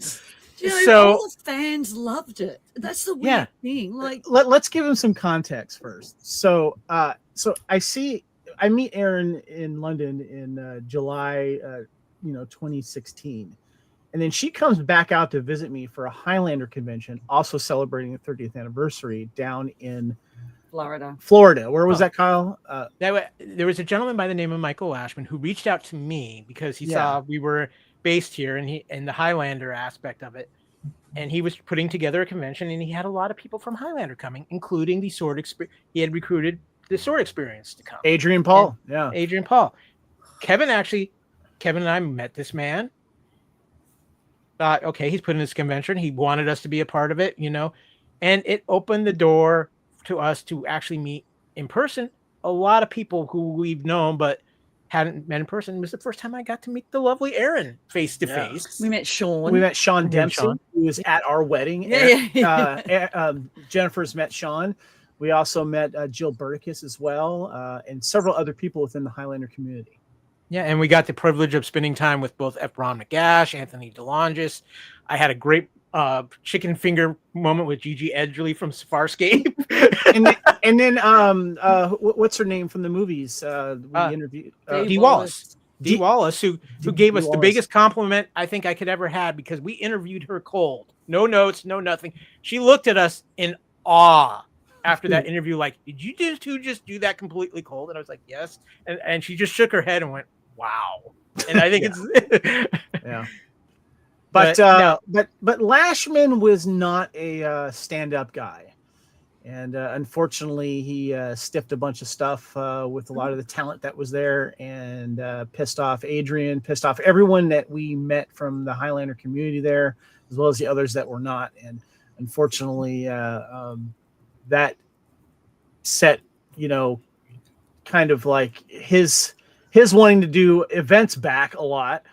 He was not a very good person when it came to that. But the best thing about it, though, was that we got to meet people that we're still friends with. So for the fans, as Erin just said, it was a great event. And Erin and I had a great time there as well, meeting, of course, you, Kyle, and stuff. So, yeah. It was just one of the, I think it's like one of the top moments of just great time, but absolute craziness too, especially that last day of the con. But you know what, guys, we have Erin here. Erin is here for a very specific reason. So I think it's time to move on and get into what we do here around Culture Clash. And one of those things is this: buy it, stream it, or unsee it. Guess what, people? We've seen a few things around here. I've even seen a few things in the last couple of days because I've actually had some free time. But you know what? Buy it, stream it, or see it, as we like to say around here. If you love it, buy it. If you liked it but you're not so sure, you're going to stream it. Or as Michael Morris feels about the second Pacific Rim movie, he just does. So, spoiler alerts ahead. We're going to be talking about several films that they have been either debuted this weekend in the theaters or have been in recent releases. So if you haven't yet, you don't want to get spoiled. From this point on, we are in a full spoiler zone, guys, which of course, means this. So if you're in the Sorry about that, Kevin. I was just saying, if you're in this panel right now and you haven't seen some of this, sorry. Yeah, too bad. You took the risk. You knew what you were getting into. I don't care. You win fantasy football. We're going to spoil movies for you. That's all I'm saying. Yeah. Hey, I will take that trade off every freaking year.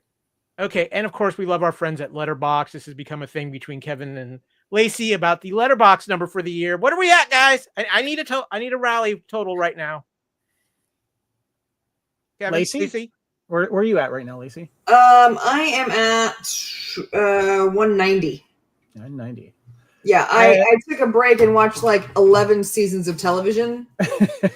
So been watching a lot of TV too with Aaron, but I'm at 207 right now.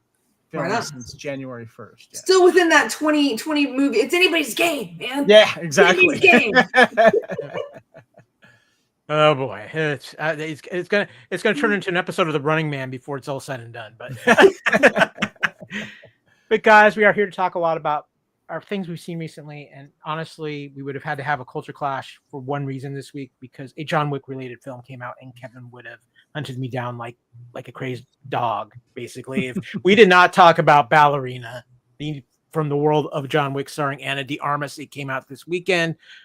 Kevin, I'm just going to hand it over to you because I know you just went premiere night and saw it, and I'm just going to let you take it from here. Well, I drug Erin to go see this, just so you know. She's got thoughts.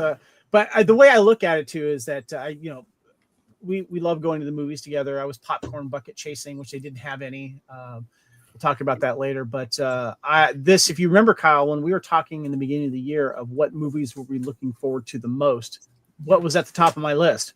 Ballerina was right up there. And the reason why is because it is part of the John Wick world, which I really wanted to return to. And I really did enjoy it. It was fun. There were some aspects about it that I was really happy that we got to learn about. Maybe a little bit too much on the flamethrower guns, but because that went on, I felt like for 15 years. Aaron and I bought the ticket, so Aaron got a great $20 nap. It was great. But I really enjoyed it. And one of the things that I always look forward when a new John Wick movie comes out is what does it bring to the John Wick universe? And what I loved about this movie was that it ties in between John Wick 3 and 4, where we learn about the ballerina school, of course, that Angelica Houston runs, which of course is another, not enough ballet. Yeah, she wanted more ballet. Should have had more ballet. And real quick side note, she's like, well, look, if I'm going to watch this ballerina movie with you, you got to watch the original ballerina movie. So I watched Center Stage for the first time with Aaron. Oh, there's a trade-off right there. There's a trade-off. That's a movie. That's a movie. I really enjoyed that. Actually, it was a lot of fun. But for the ballerina movie, though, there was less on the ballerina, of course, more about the revenge and assassins. But I did have to mention before Aaron gives her quick take on it, what I loved about the film was that we did learn something new about the John Wick universe, is that there is a town somewhere in Europe that is basically all run together by the same cult for many, many years that do run assassins and several other things. And the whole town is in on it. Even the kids. It's crazy. Yeah. I love that. I like the performances and stuff, but Aaron, she slept through most of it, and she said there was too much action, which I understand, right? Yeah, she wasn't good. Didn't like her. I didn't like. So there's another side note. We went to see Mission Impossible. Which one's the last one? Dead Reckoning. No, excuse me, The Final Reckoning. The Final Reckoning, which I haven't seen Mission Impossible since the first one. We're going to talk about that. Just okay. Yeah. We'll get to that. No, but just a thing. The actress, is her name? Haley Atwell was excellent in it. Now, she's good because she's got charisma. This other girl's got no charisma at all. Like, she's not a good actress. I had to sit through that dreadful Marilyn Monroe movie. She's not a good actress. And so there was way too much action and not enough talking, or they had too much talking at the start. And then it just went action. And it's a video game. So I got bored and I went to sleep and I didn't care because you don't care. But when you've got someone who can actually act or give a little bit of spunk to it, then I might have been a bit more engaged. But then suddenly the flamethrower thing was about the best thing in it. Yeah. She did sleep through some plot stuff. Yeah, but, and I didn't mean the exactly what went on. It was paced like a John Wick movie is that there's a little bit of this and that, of course, and some dialogue, but then you go there for the action, you go there for the gunplay, you go there for the fighting. And I thought Anna was good as an action star, but I still have yet to see her in a role where she's like a really good actress. So she's got a point. For me, it's a buy it, by the way. Well, yeah, it's John Wick. It's always a buy it. But Lacey, what about you? I know you went and saw this. I dug it. I like Ana de Armas. She was in Knives Out, which her character was a little bit odd, and I thought that kind of her temperament served the character well.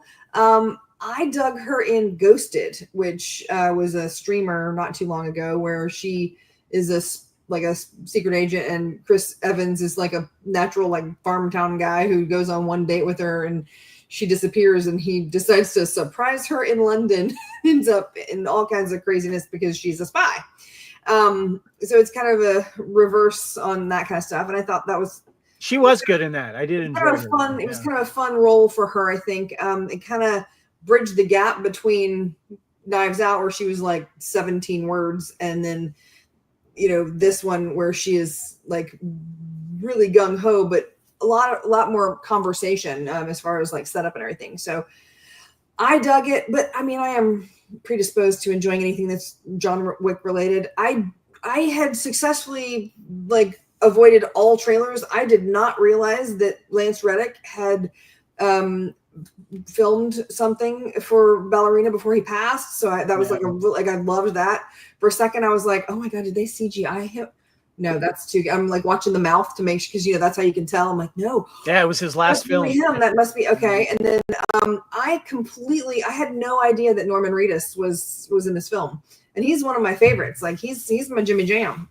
He's awesome, and I do love the fact that they may have opened it up for him to be a repeat character. Yeah, so I think that's cool. So I saw Ballerina Friday.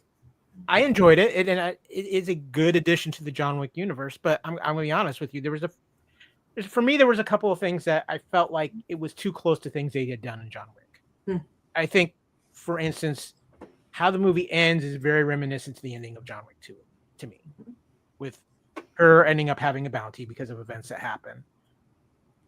I thought I was hoping to get a little bit more originality out of it from within the John Wick universe. Something, because we had seen the ballerinas before, they kind of established it, but I felt like they kind of really didn't focus on the ballerina organization aspect of it as much as they could have. I mean, they show her training and things like that, but I just felt they could have dove in a little deeper into that. But there was things I like. The action is great in this. I love how they took a scene from John Wick 2, Kevin, that we all love when John Wick goes shopping, and they put a twist on it. And I love that. I think Ana de Armas is a good action actress. I'm like you. I need to see her in some other stuff before I make final judgment. I thought we got just enough Keanu Reeves, and I know he went back and they added more. He came back and did more scenes, because this movie did have a lot of rework to it as well. Yeah. But I don't think they overdid it. There's some stuff with it, and I need to go back and watch John Wick 3 apparently, because I feel like there's some disconnect with some of the stuff that was happening with John Wick's involvement. I've recently watched it. I thought it fit in pretty well. Okay. Yeah. Especially with the ballerina school. Yeah, they did a pretty good job. But for me, it is definitely a buy. It is a great addition to the John Wick universe. I'm curious to see if this character is going to come back, whether it's in John Wick 5 or another ballerina film, and see what happens. Lacey, did you want to weigh in something real quick? Yeah, I just want to say that it was really nice to see Keanu Reeves in his original role, not on defense. Like he's not on a mission for because of the dog at this point. Like this is an assignment. Like it was nice to see him on an assignment, and then how he approached the assignment with giving caveats and still maintaining the rules, but also giving some leeway so that things could happen. I thought that was really well done. By the way, it's a buy it for me. Jen, are you going to go watch it? I never see it ever again for me. I'll be streaming it with my husband on like a Friday night. But I do know, Lacey, that our recently passion-flicked king was in as Dex or Dax, Robert Mazur. Really? Nice. So you might want to go rewatch that. Yeah. Raph is in that. Okay, cool. I'm just going to throw this out too. Gabriel Byrne is one of the most underrated villain actors of all time. Adore. I mean, he was great in End of Days as the devil. Yeah. That's how he acted it. He was paying off a house in that movie. I disagree. I liked him in this, but I think his best role ever was in Usual Suspects. The Usual Suspects. Yeah. Second best. End of Days. End He was Days. really good. End of Days. End of Days. He was so evil. Yes. Yeah. Okay, guys. Well, next up on the docket for Buy It, Stream It, or Unsee is a movie that I actually just saw a few hours ago, and I have thoughts. And that is Mission Impossible: The Final Reckoning. Now, Kevin, you talked about this a couple weeks ago when you went and saw it. Yes. I have thoroughly enjoyed the Mission Impossible franchise. I'm not going to lie. Yes, it's out there. There's things that are just crazy. I will give Tom Cruise all the props in the world, whether you like him or not. The fact that he pulls off the stunts that he pulls off for these movies is insane. I love Dead Reckoning. I really like that movie, and I think it was more because of Haley Atwell and the cast. I think that's one of the things the Mission Impossible franchise has done really well in the last few films. Is yes, Cruise is the star; he's the focus, but they've really made the cast surrounding him bigger and more intriguing, and I think it's helped these films. But I have two problems with The Final Reckoning. 2 hours and 40 plus minutes is too long for any kind of action film. I won't argue there. Unless you're the last episode of Stranger Things. Well, yeah. Well, number two, and Kevin and everybody who watches this podcast will know, I grew up in Alaska. There is no freaking way he is surviving without any kind of wetsuit or anything in the Bering Sea for as long as he did. He is flash frozen in under a minute and dead, and especially at the depth he was at. So, am I willing to throw that out to enjoy the Mission Impossible franchise? Of course, yeah, I am. But sorry, guys, that particular mission was just a little too impossible. But I will say this: it is the Mission Impossible films, probably maybe the last one Tom Cruise is going to do. We've heard it before, but it really made it feel like it this time, though. It is a buy it. Could I let my wife chime in here, because we've done something very interesting. So yes, going back, I only saw Mission Impossible like years ago, and I remember my dad's going, "You'll never guess who it is." And then, of course, you know, the famous actor that dies in the first 5 minutes, of course, he's going to come back. So that was pretty easy. So I didn't. Oh no, I saw the other one with Jeremy Renner. I saw that one. So and then other than that, I hadn't seen it. So we go see this movie, and I have no idea what's going on because I didn't realize it was a sequel, because it's technically a sequel to the last one. It's in 2 parts. I didn't realize that.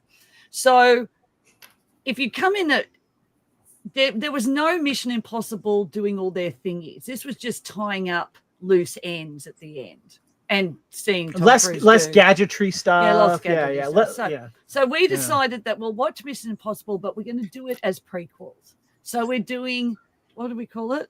Benjamin buttoning the series. She started with the most recent one, and then we went back and watched Dead Reckoning. So we're going backwards in time, going, God, Tom Cruise was really good at 44. Yeah.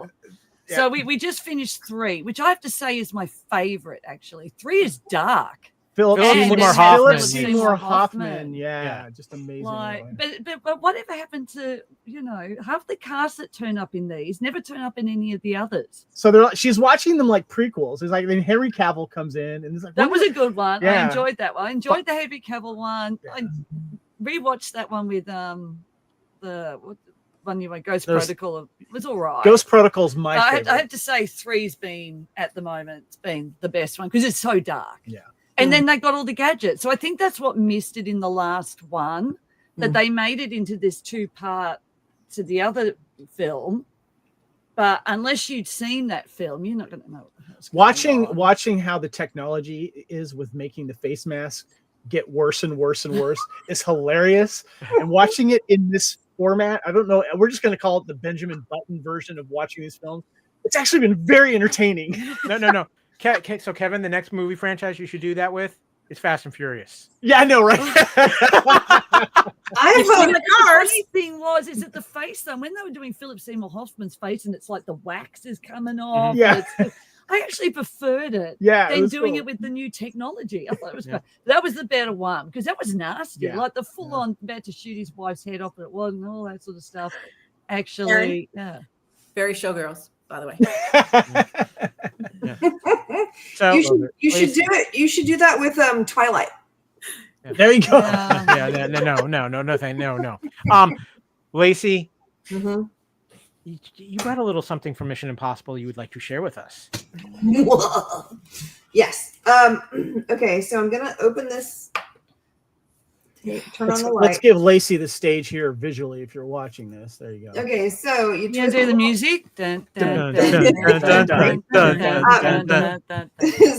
the popcorn bucket for Mission Impossible for Regal was really cool. You have to twist this little doodah, and then it opens up the top, and you have the 2 pieces of the key. Oh wow! Are here, and hold on, let me set this down so I can put my key together. So you have to connect them. Oh gosh, I'm wearing the wrong glasses. I can see the computer, but I can't see close up. Okay. So then you got the little spot here where you have to plug this in. That is so cool. And pop that out. Jesus, at least half the movie would have gone past. Right? And then there's the popcorn driver. And it's got a light up. Hold on. There we go. Woo! So you can light up your popcorn if you just really feel like you need blue popcorn. That's so cool. Yes. Or a dilithium crystal. Yeah, there you go. Oh, speaking of dilithium crystals, actually right here, I have screen used dilithium crystals right here from the Doohan family. See? We are nerds. I got these little dilithium crystals with a little certificate signed by Doohan. Her eyes just went. I had brought them out because I was going to show Norman because he does all the Roddenberry stuff, but he had to leave early, so that's okay. But yeah, so this is super fun. I was a little bit bummed that I didn't get by AMC to pick up the cup that they had. The cup that AMC has apparently had functional binoculars as the lid for the cup. And that's kind of cool. That's kind of cool. So I went to the Ballerina looking for popcorn buckets. They didn't have any, but they did have leftover though. Right. Hold on, let me get everyone back in here. They did have leftover the Mission Impossible briefcase. Nice. Careful now, guys. So first of all, it lights up the logo right there. Nice. Check that out, right? So how many times have we seen a briefcase in Mission Impossible and it's got the little straw for the drink that looks like an antenna? But here's where it gets kind of cool. So you open it up right here, okay? And then you open up the top, okay? Then you can take the drink off. It's a brick. See it? Like a brick phone sort of thing too, right? Nice. But then you can expand the briefcase. Check this out. Boom. Popcorn bucket right there. Yeah. Right on. Magazine holder. Magazine holder, yeah. You put it right by the pooper. Yeah. There you go. This is an honest question for those of you that, because I know we are doing buy it, stream it, unsee it. Can we add, and Jen will never see this because I hate Tom Cruise. Is the popcorn buckets, are the popcorn buckets and the drink buckets almost like your new physical media? Well, they've been getting people into the theater to collect these. Yeah, that's the most important thing. And they're becoming highly collectible now. If you can see above my head, I have a wide variety of popcorn buckets, including the most famous one right there is the Dune popcorn bucket. The one that really started it all. My favorite is the alien Romulus head right over here, and of course the alien Romulus other buckets that they have here. Megan's getting a bucket. That's from the Solo movie Star Wars. That's a drink, and of course the Deadpool one's right over here as well. Yeah. So yeah. I will say that when I talked to them at Regal, I said, "Does Ballerina have a popcorn bucket?" And he was like, "No, I'm so sorry." And I was like, "Well, when you think about it, it would be a weapon, and you can't bring those in the movie." Yeah. Like there's nothing else in the movie. Like had shoes. Yeah, the shoe, but the shoes aren't really like. They should have had the Ballerina doll bucket. Something that's what they should have done. Yeah, they could have done. They could have done the snow globe, the thing, but you know. Kyle, did you want to say something? Well, no, I was just going to ask Lacey because I can't. You weren't here when we talked about Mission Impossible. No, yeah. So I want your take on it real quick. I dug it. I think that as a follow up to 7, it was good. I think that I think that Aaron's right when it comes to. I don't have a problem with splitting something into 2 if it's too long. I get that, but the bad guy in the part 7, there were actually physical bad guys, right? So in part 8. The bad guy, I mean, there was a physical bad guy, like an actual human bad guy, but realistically, Isai Morales' character. Yeah, but I think that him being a pawn for an AI is like AI being the bad guy seems a little bit 2001 to me, right? And I didn't like 2001. So I was really concentrating on Isai Morales and all the other characters, I was trying to. So is my wife, by the way, who's a big fan of him. Yeah. Oh, I love him. Fantastic. Looking older. Right. We can add him to the list with the Internal Revenue Code and the phone book. Yeah. Okay. Right. But the thing is, I think that I kind of, even in the first one, when I kind of realized what they were saying towards about 40 minutes in, where it was like the bad guy is actually the machine itself, I was like, oh, okay, so they've gone AI. And I know that they stay topical and they stay up on technology, but I don't. But you miss Philip Seymour Hoffman. I do. I like the physical bad guy. I like the who's on whose side. I like not knowing like who's the Henry Cavill was good. Yeah, Henry Cavill. Right, Henry Cavill. I loved. Yeah. I mean, even though he was only in 3 minutes, I thought that Josh, what's his Holloway from Holloway. Holloway. Like his character could have been I like the idea of not knowing anybody could die, right? I mean, Josh Holloway, he was a huge actor at the time, and they put him in that first scene, and it's kind of like Drew Barrymore in Scream. Like all of a sudden, you're like, oh, they just killed off like a huge. Lacey, I gotta go on a quick tangent, just real quick. You were talking about Josh Holloway. Yeah. If you are a Josh Holloway fan, there is a new show on HBO Max called Duster, and it's a 70s crime thing. Okay. And he plays a getaway driver. And did you say it was called Duster? Yeah, I've seen pictures of it. Yeah. It's been completely. It's all over Max.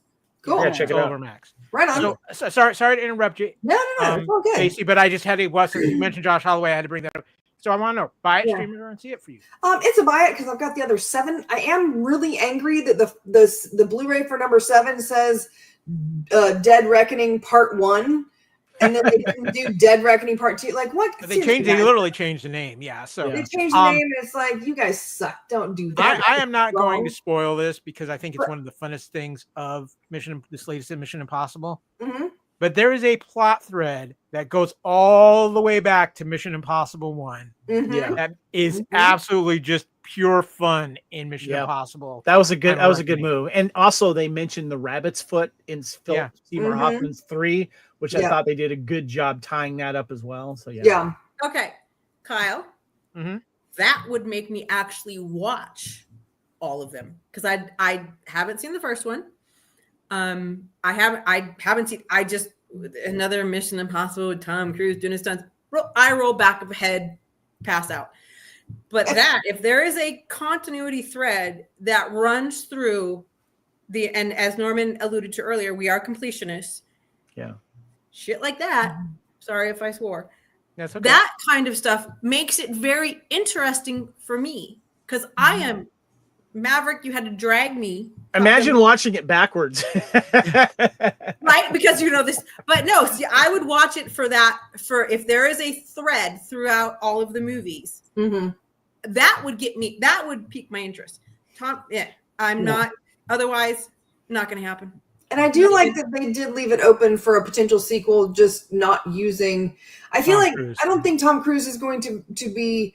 I don't think Ethan Hunt is going to be an action character anymore. I think he might transfer into management, cameo here and there, checking things out, whatever, things like that. But I think that Haley Atwell could carry it. I think that Simon. I mean, there's so many fun people. And I'm sorry, the ladies have been talking about Esai Morales, Timothy Olyphant for us guys.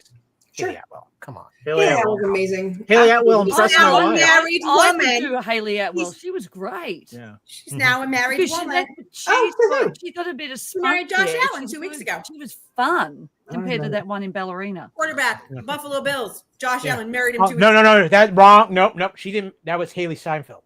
Oh, see, this is why I'm not allowed to go to movies. This is why we don't let her on the podcast too much because she was the one that was in Sinners. Yeah, she was good. Yeah, Sinners, which is now streaming. Oh. If you haven't seen it, go. You need to buy it. She's the girl from Hawkeye. From Captain America. Yeah. Okay. Yes. Hawkeye. So okay, so it's a buy it for Lacey. Yeah. We're running a little long here, so I want to get things moving a little bit here. Kevin, you kind of did a little Karate Kid action this week too, because you went and saw Karate Kid Legends. Well, what's fun, just real quick, and I'm not going to spoil yet what Aaron's going to talk about next, but Aaron and I both went on what we've been doing lately is we ride our bikes to the movie theater. We have a bike date, and then we go see a movie. Well, this was the one time I went into this one, and she went into a different one. So I'm just going to keep this kind of short and sweet. This is a stream it for me personally. I did go to the theater to see it. I wasn't expecting a lot. It was about pretty much what I was expecting. They found this really talented kid who can act and also do wonderful martial arts and make him kind of like the new Karate Kid, while you had both these Karate Kid legend mentors coming from different movies and franchises, but tying it all together to help this kid. It was nice that it was only an hour and a half, hour and 35 minutes long, so it was paced really well. We get a tie at the very end with Johnny Lawrence, because apparently in the time frame, this takes place 2 years after the events of Cobra Kai, but it's not mentioned in the film, so to speak. So you do get Johnny Lawrence at the very, very end, just kind of hanging out for a minute, making some jokes with Ralph Macchio. The kid was great. It was a typical, he moves to New York and he gets into trouble with some kids, but then there's this tournament that they all go to. So it's the same kind of story. Really good fighting with the kid. My only huge problem with this film, and it bugged me, was that and we learned in Cobra Kai that about the point system during different tournaments, or certain kicks in certain areas mean more points than others. But the problem with it for me is that whenever these kicks landed, you would see like some imaginary person that's supposed to be there watching it, doing their play-by-play of it. And then you hear like points and video game noises of them doing these kicks a la Scott Pilgrim, and it didn't fit for me, and it was a little disappointing. It took me out of the actual fighting itself when they started turning the kicks into video games and scoring it that way, with the video game sounding and then the little points of what they are superimposed on the screen. Other than that, though, I would like to see this kid again, but for me, it's a stream. You're going to see him in The Walk. There you go. Long Walk. He's going to be in that movie, The Walk, coming out. The Long Walk. The Long Walk, yeah, the Stephen King film. The question for that, though, is this a movie you can watch if you've only ever seen the movies? You don't have to watch Cobra Kai to watch this and enjoy it? Yes, you can. Okay. Yeah. Cool. I haven't seen it. Yeah. Up next is the reason we love Lacey. No, that's okay. Never mind. Go. Okay. Up next is the reason the lovely Erin Gill is right. So let's hear with us. Bring her back. Nope. That's what Kevin did. He brought her back to this podcast. This is a movie that no way in hell Lacey will ever see. I'm not even like I'm not even looking at the screen. Like I can't. Oh, it's funny. I real quick. So I'm in Karate Kid, and she's in this film, right? And it's getting towards the end. Mine went longer. It's getting towards the end of this, and she sends me a message saying, "You will never ever sit through this." Go on. So this is the second movie by two twins from Australia called the Philippos, two Greek boys, Michael and this is where names are going to hit me, and I've totally forgotten his name. Anyway, they're two young guys who are YouTubers. They had a channel called Ratata or something, and they did a lot of things of silly jumping off things and stuff like that. And if you watch them in interviews, they're really quite funny and laughing and stuff like that. But they make these really extreme horror films. And they brought out Talk to Me, which was a couple of years ago, about possessed hand. So instead of having a Ouija board, it's now a hand that's got writing all over it. And you grab it and a spirit possesses you. And it was really made for their era, the TikTok era. For the Gen Zs, and they did it really well, but it was quite creepy. And they're actually from South Australia. They live in LA now, but they like to film in Australia because they like the culture there of filming better. And it did very well. It went all over the world, and they did quite well with it. So this is their second movie. With Talk to Me, there were some light moments. It was quite funny when they did some things with the hand before it got really quite dark.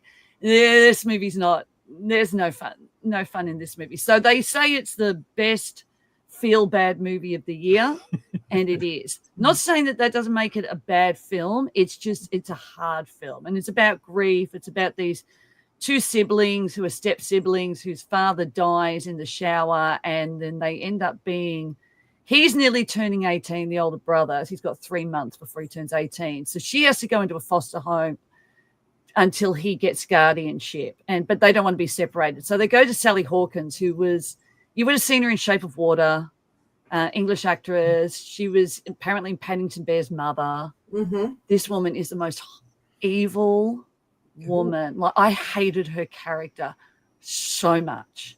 And she's her daughter has died, and she gets this ritual where she watches it on a tape.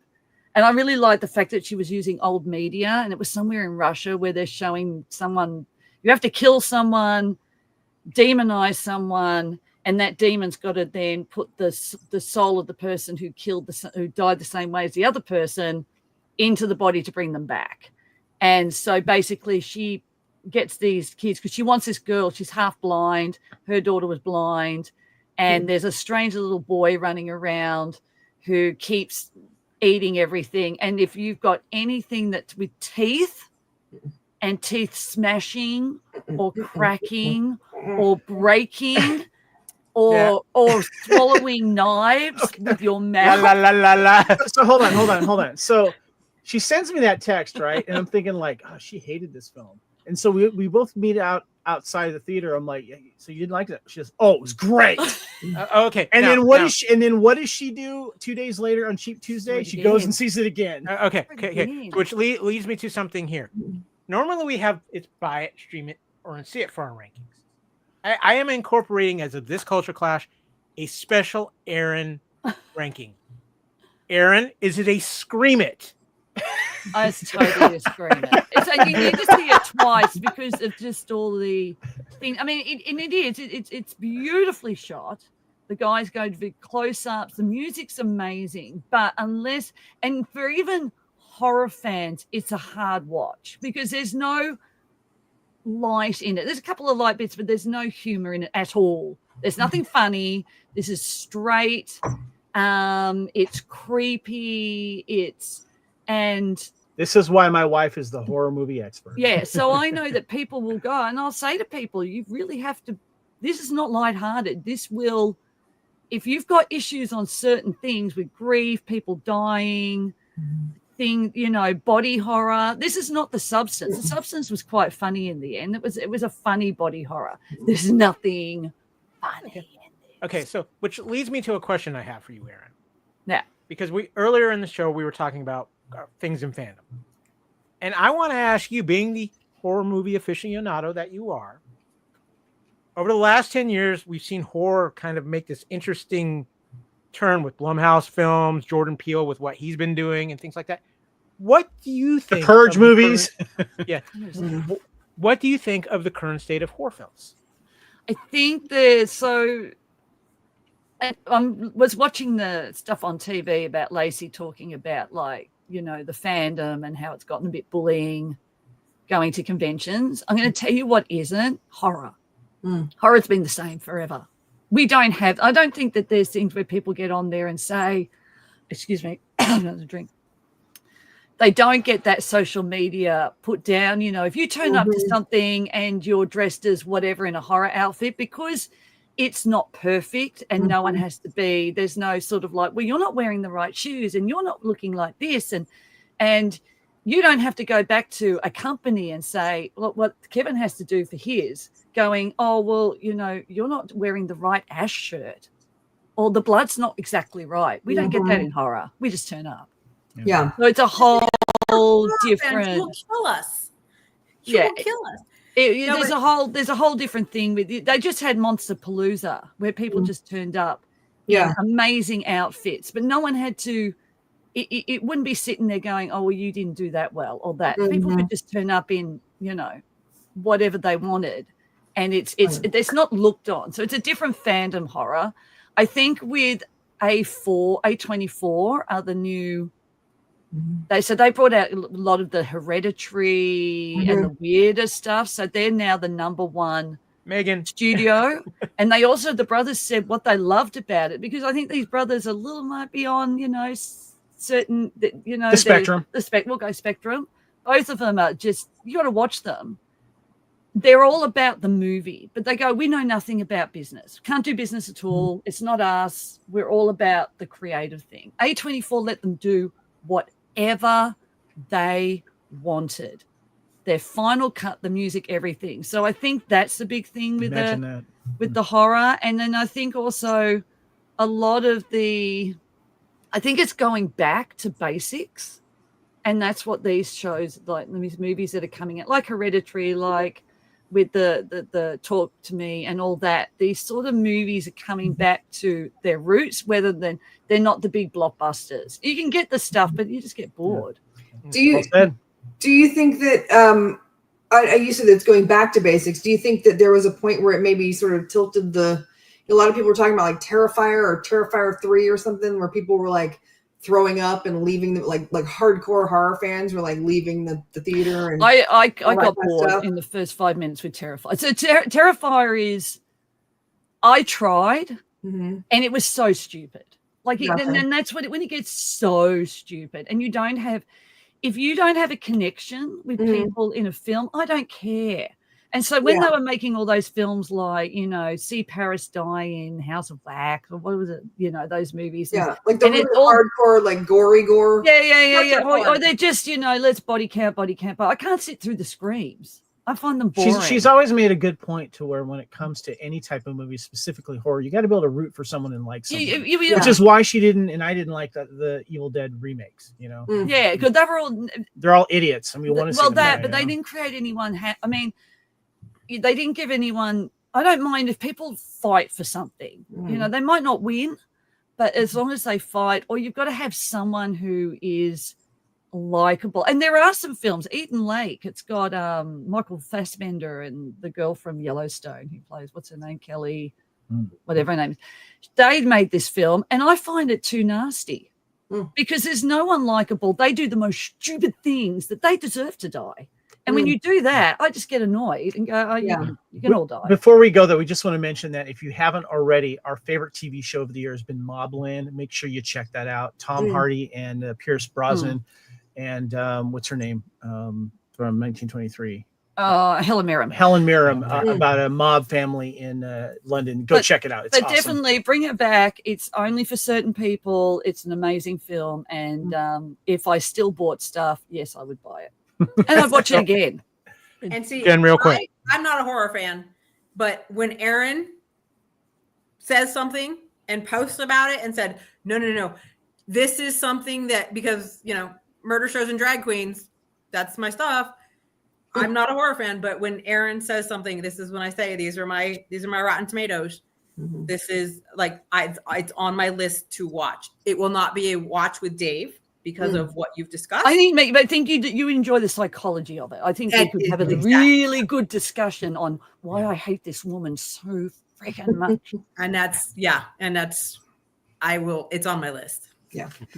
Also, one last thing we didn't talk about. I went and saw Fight or Flight. If you get a chance to see it, it's really fun. It's really crazy. It's really wacky. It's a lot of fun. It's basically Bullet Train on a plane.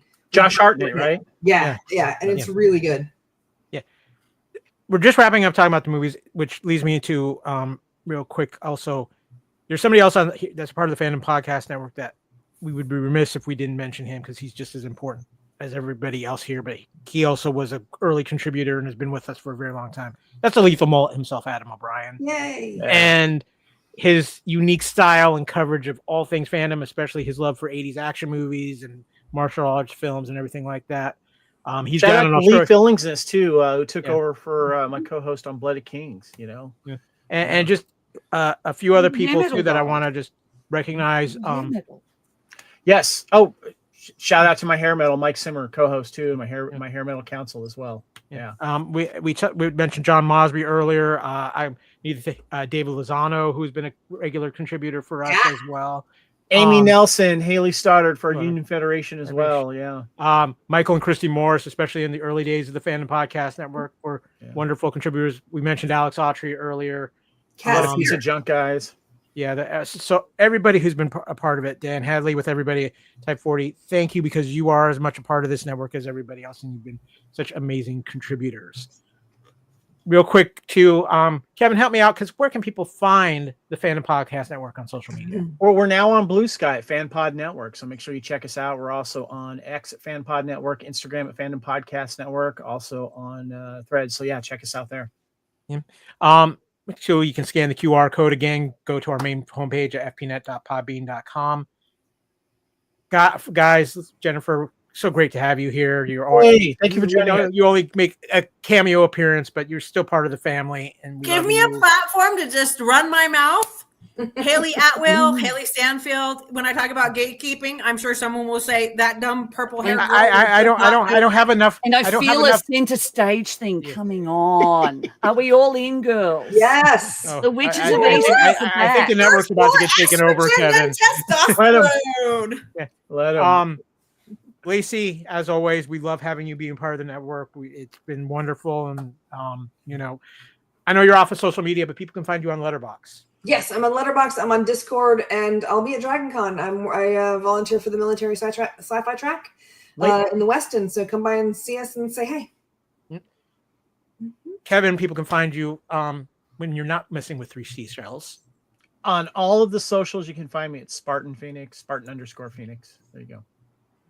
You can find me on X and on Blue Sky at AKyleW. You can find me on all of our Facebook pages.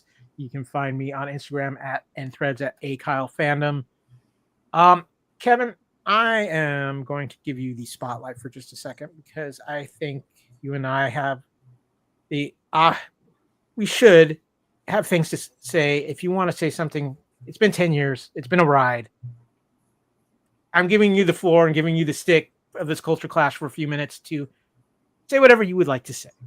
I want to thank you, Kyle. You're my brother from another mother, and you've been there for me, and we've been there for each other. And if it wasn't for you, we would not have this. And one thing leads to another. And I may not have gone to a Star Wars convention in London. I may not have gone on a Highlander trip where I would have met this gorgeous woman who's now my wife. Like one of my besties. And Jennifer, you're here. I want to give you some props too, because we go way back and we've stayed in touch for so very long. And I always appreciate your friendship. Thank you for being February at our wedding. 11th, 1989. Yeah. Wow. How long is that? Jeez. Oh, 89. Yeah. And Lacey, I always say it, but I'm going to say it again. Since you're here, I want to say thank you for being on this ride, and thank you for putting all the time you've been putting in for Time Warp, specifically in the Couch Potato Theaters, because you do a lot of research in the movies that you watch and talk about more than anyone I've ever seen. And I want to let you know how much I appreciate that. That means the world to me. Well, and you know what? As much as I love that you appreciate it, research is my jam. And when it comes to movies and research, like, hello, I'm going to watch everything. Just, every documentary, all the things. Those are my favorite things to do. So podcasts and commentaries and documentaries, those are for me are almost as they're as important as the films themselves and almost as enjoyable. I have some good ones for you that I watched yesterday. Ooh, I just watched one on the Total Recall 4K about how Carol Co. changed Hollywood, and it's awesome. This is what Kyle. happened. I just let them run Kyle, let's give Kyle the last say here. Okay, but I appreciate that. So 10 years ago, I asked that Kevin guy over there. Really, first time we had really met. We hung out for a couple days at Dragon Con. I think we both like, okay, we vibe off each other here. We were talking about some and I brought it up. And, I didn't know for sure if anything would have come of it or not. We talked about, okay, we'll follow it up, we'll follow up. And, and then at the we were like, okay, well, we'll really get started after the holidays. And we did. And if you would have told me 10 years ago that a little brain idea I had in my head would have turned into something that has people all over the world podcasting for this network, and just what it's turned into, from YouTube to our audio to everything. I still can't explain how hard Target is still our number one by a long shot, most viewed video on YouTube. I know, right? But for me, and you're going to have to bear with me here, folks, for a minute, because I'm going to probably get just a little emotional because it's been some stuff, but I did not expect to gain a brother out of all this, and I did. And I can say this wholeheartedly. Whether this network continues for another 5 years, another 20 years, Kevin Reisel will be my brother till I die. Love you, man. Aww. And the extension of that with the Fandom Podcast Network is I have met some amazing people, whether it's through Kevin, through our podcasting, whatever. All the people we've mentioned throughout this podcast and the people who are here joining us are my family. And I say that they're not just my podcasting family. They're my family. Mm-hmm. And Kevin and I have been through a lot of good times and bad times through the run of this network.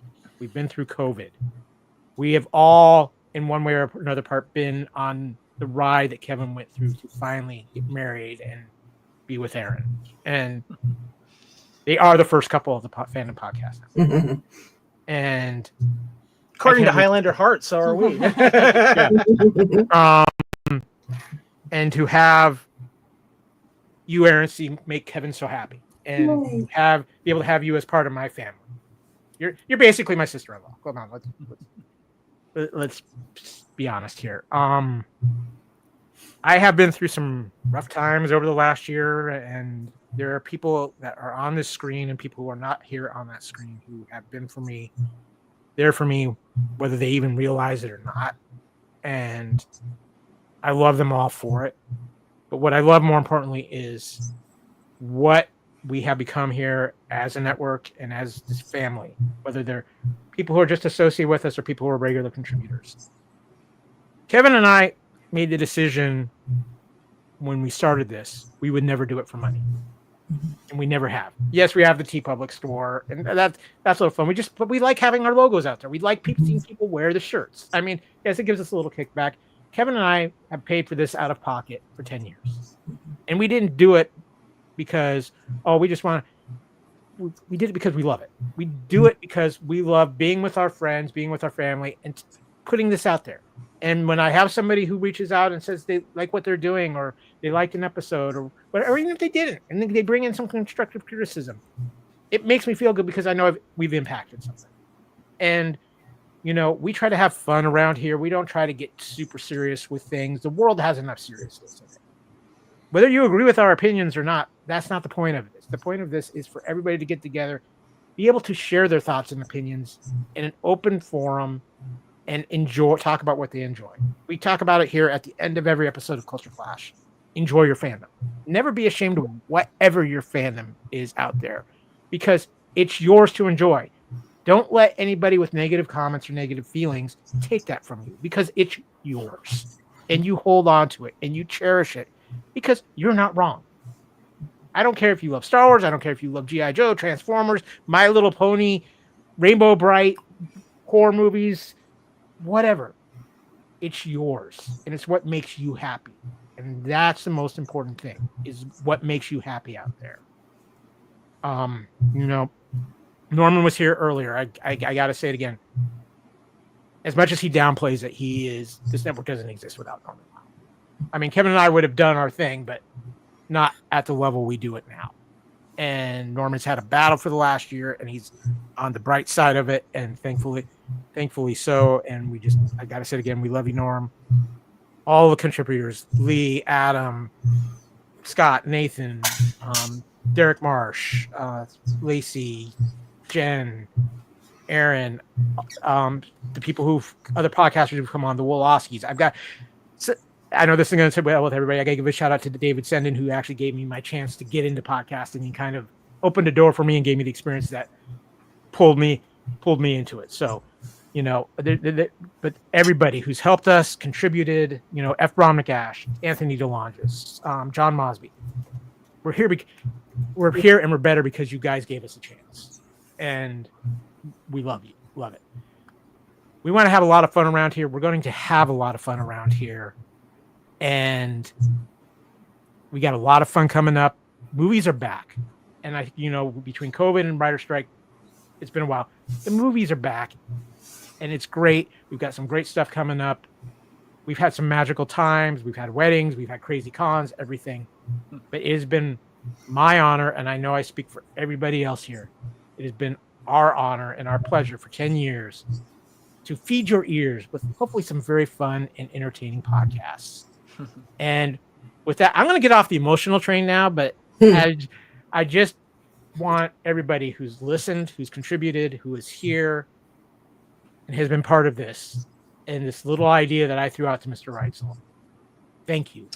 We love you, and we are eternally grateful for all of it. But guys, I think just real quick, I want to shout out one of my longtime friends who's also been on there. Thank you for the reminder, Lacey. Cat Cedar. Known him for going on 40 years. I love the guy. So hi, Cat. Yeah. And thank you for giving us a voice. Thank you, because I've never met Lacey in person. I've never met Kyle in person. I didn't meet Aaron until the week of her wedding. But thank you for giving us a voice, always being behind your fandom.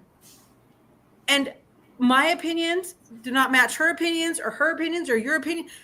We all come together because we love something.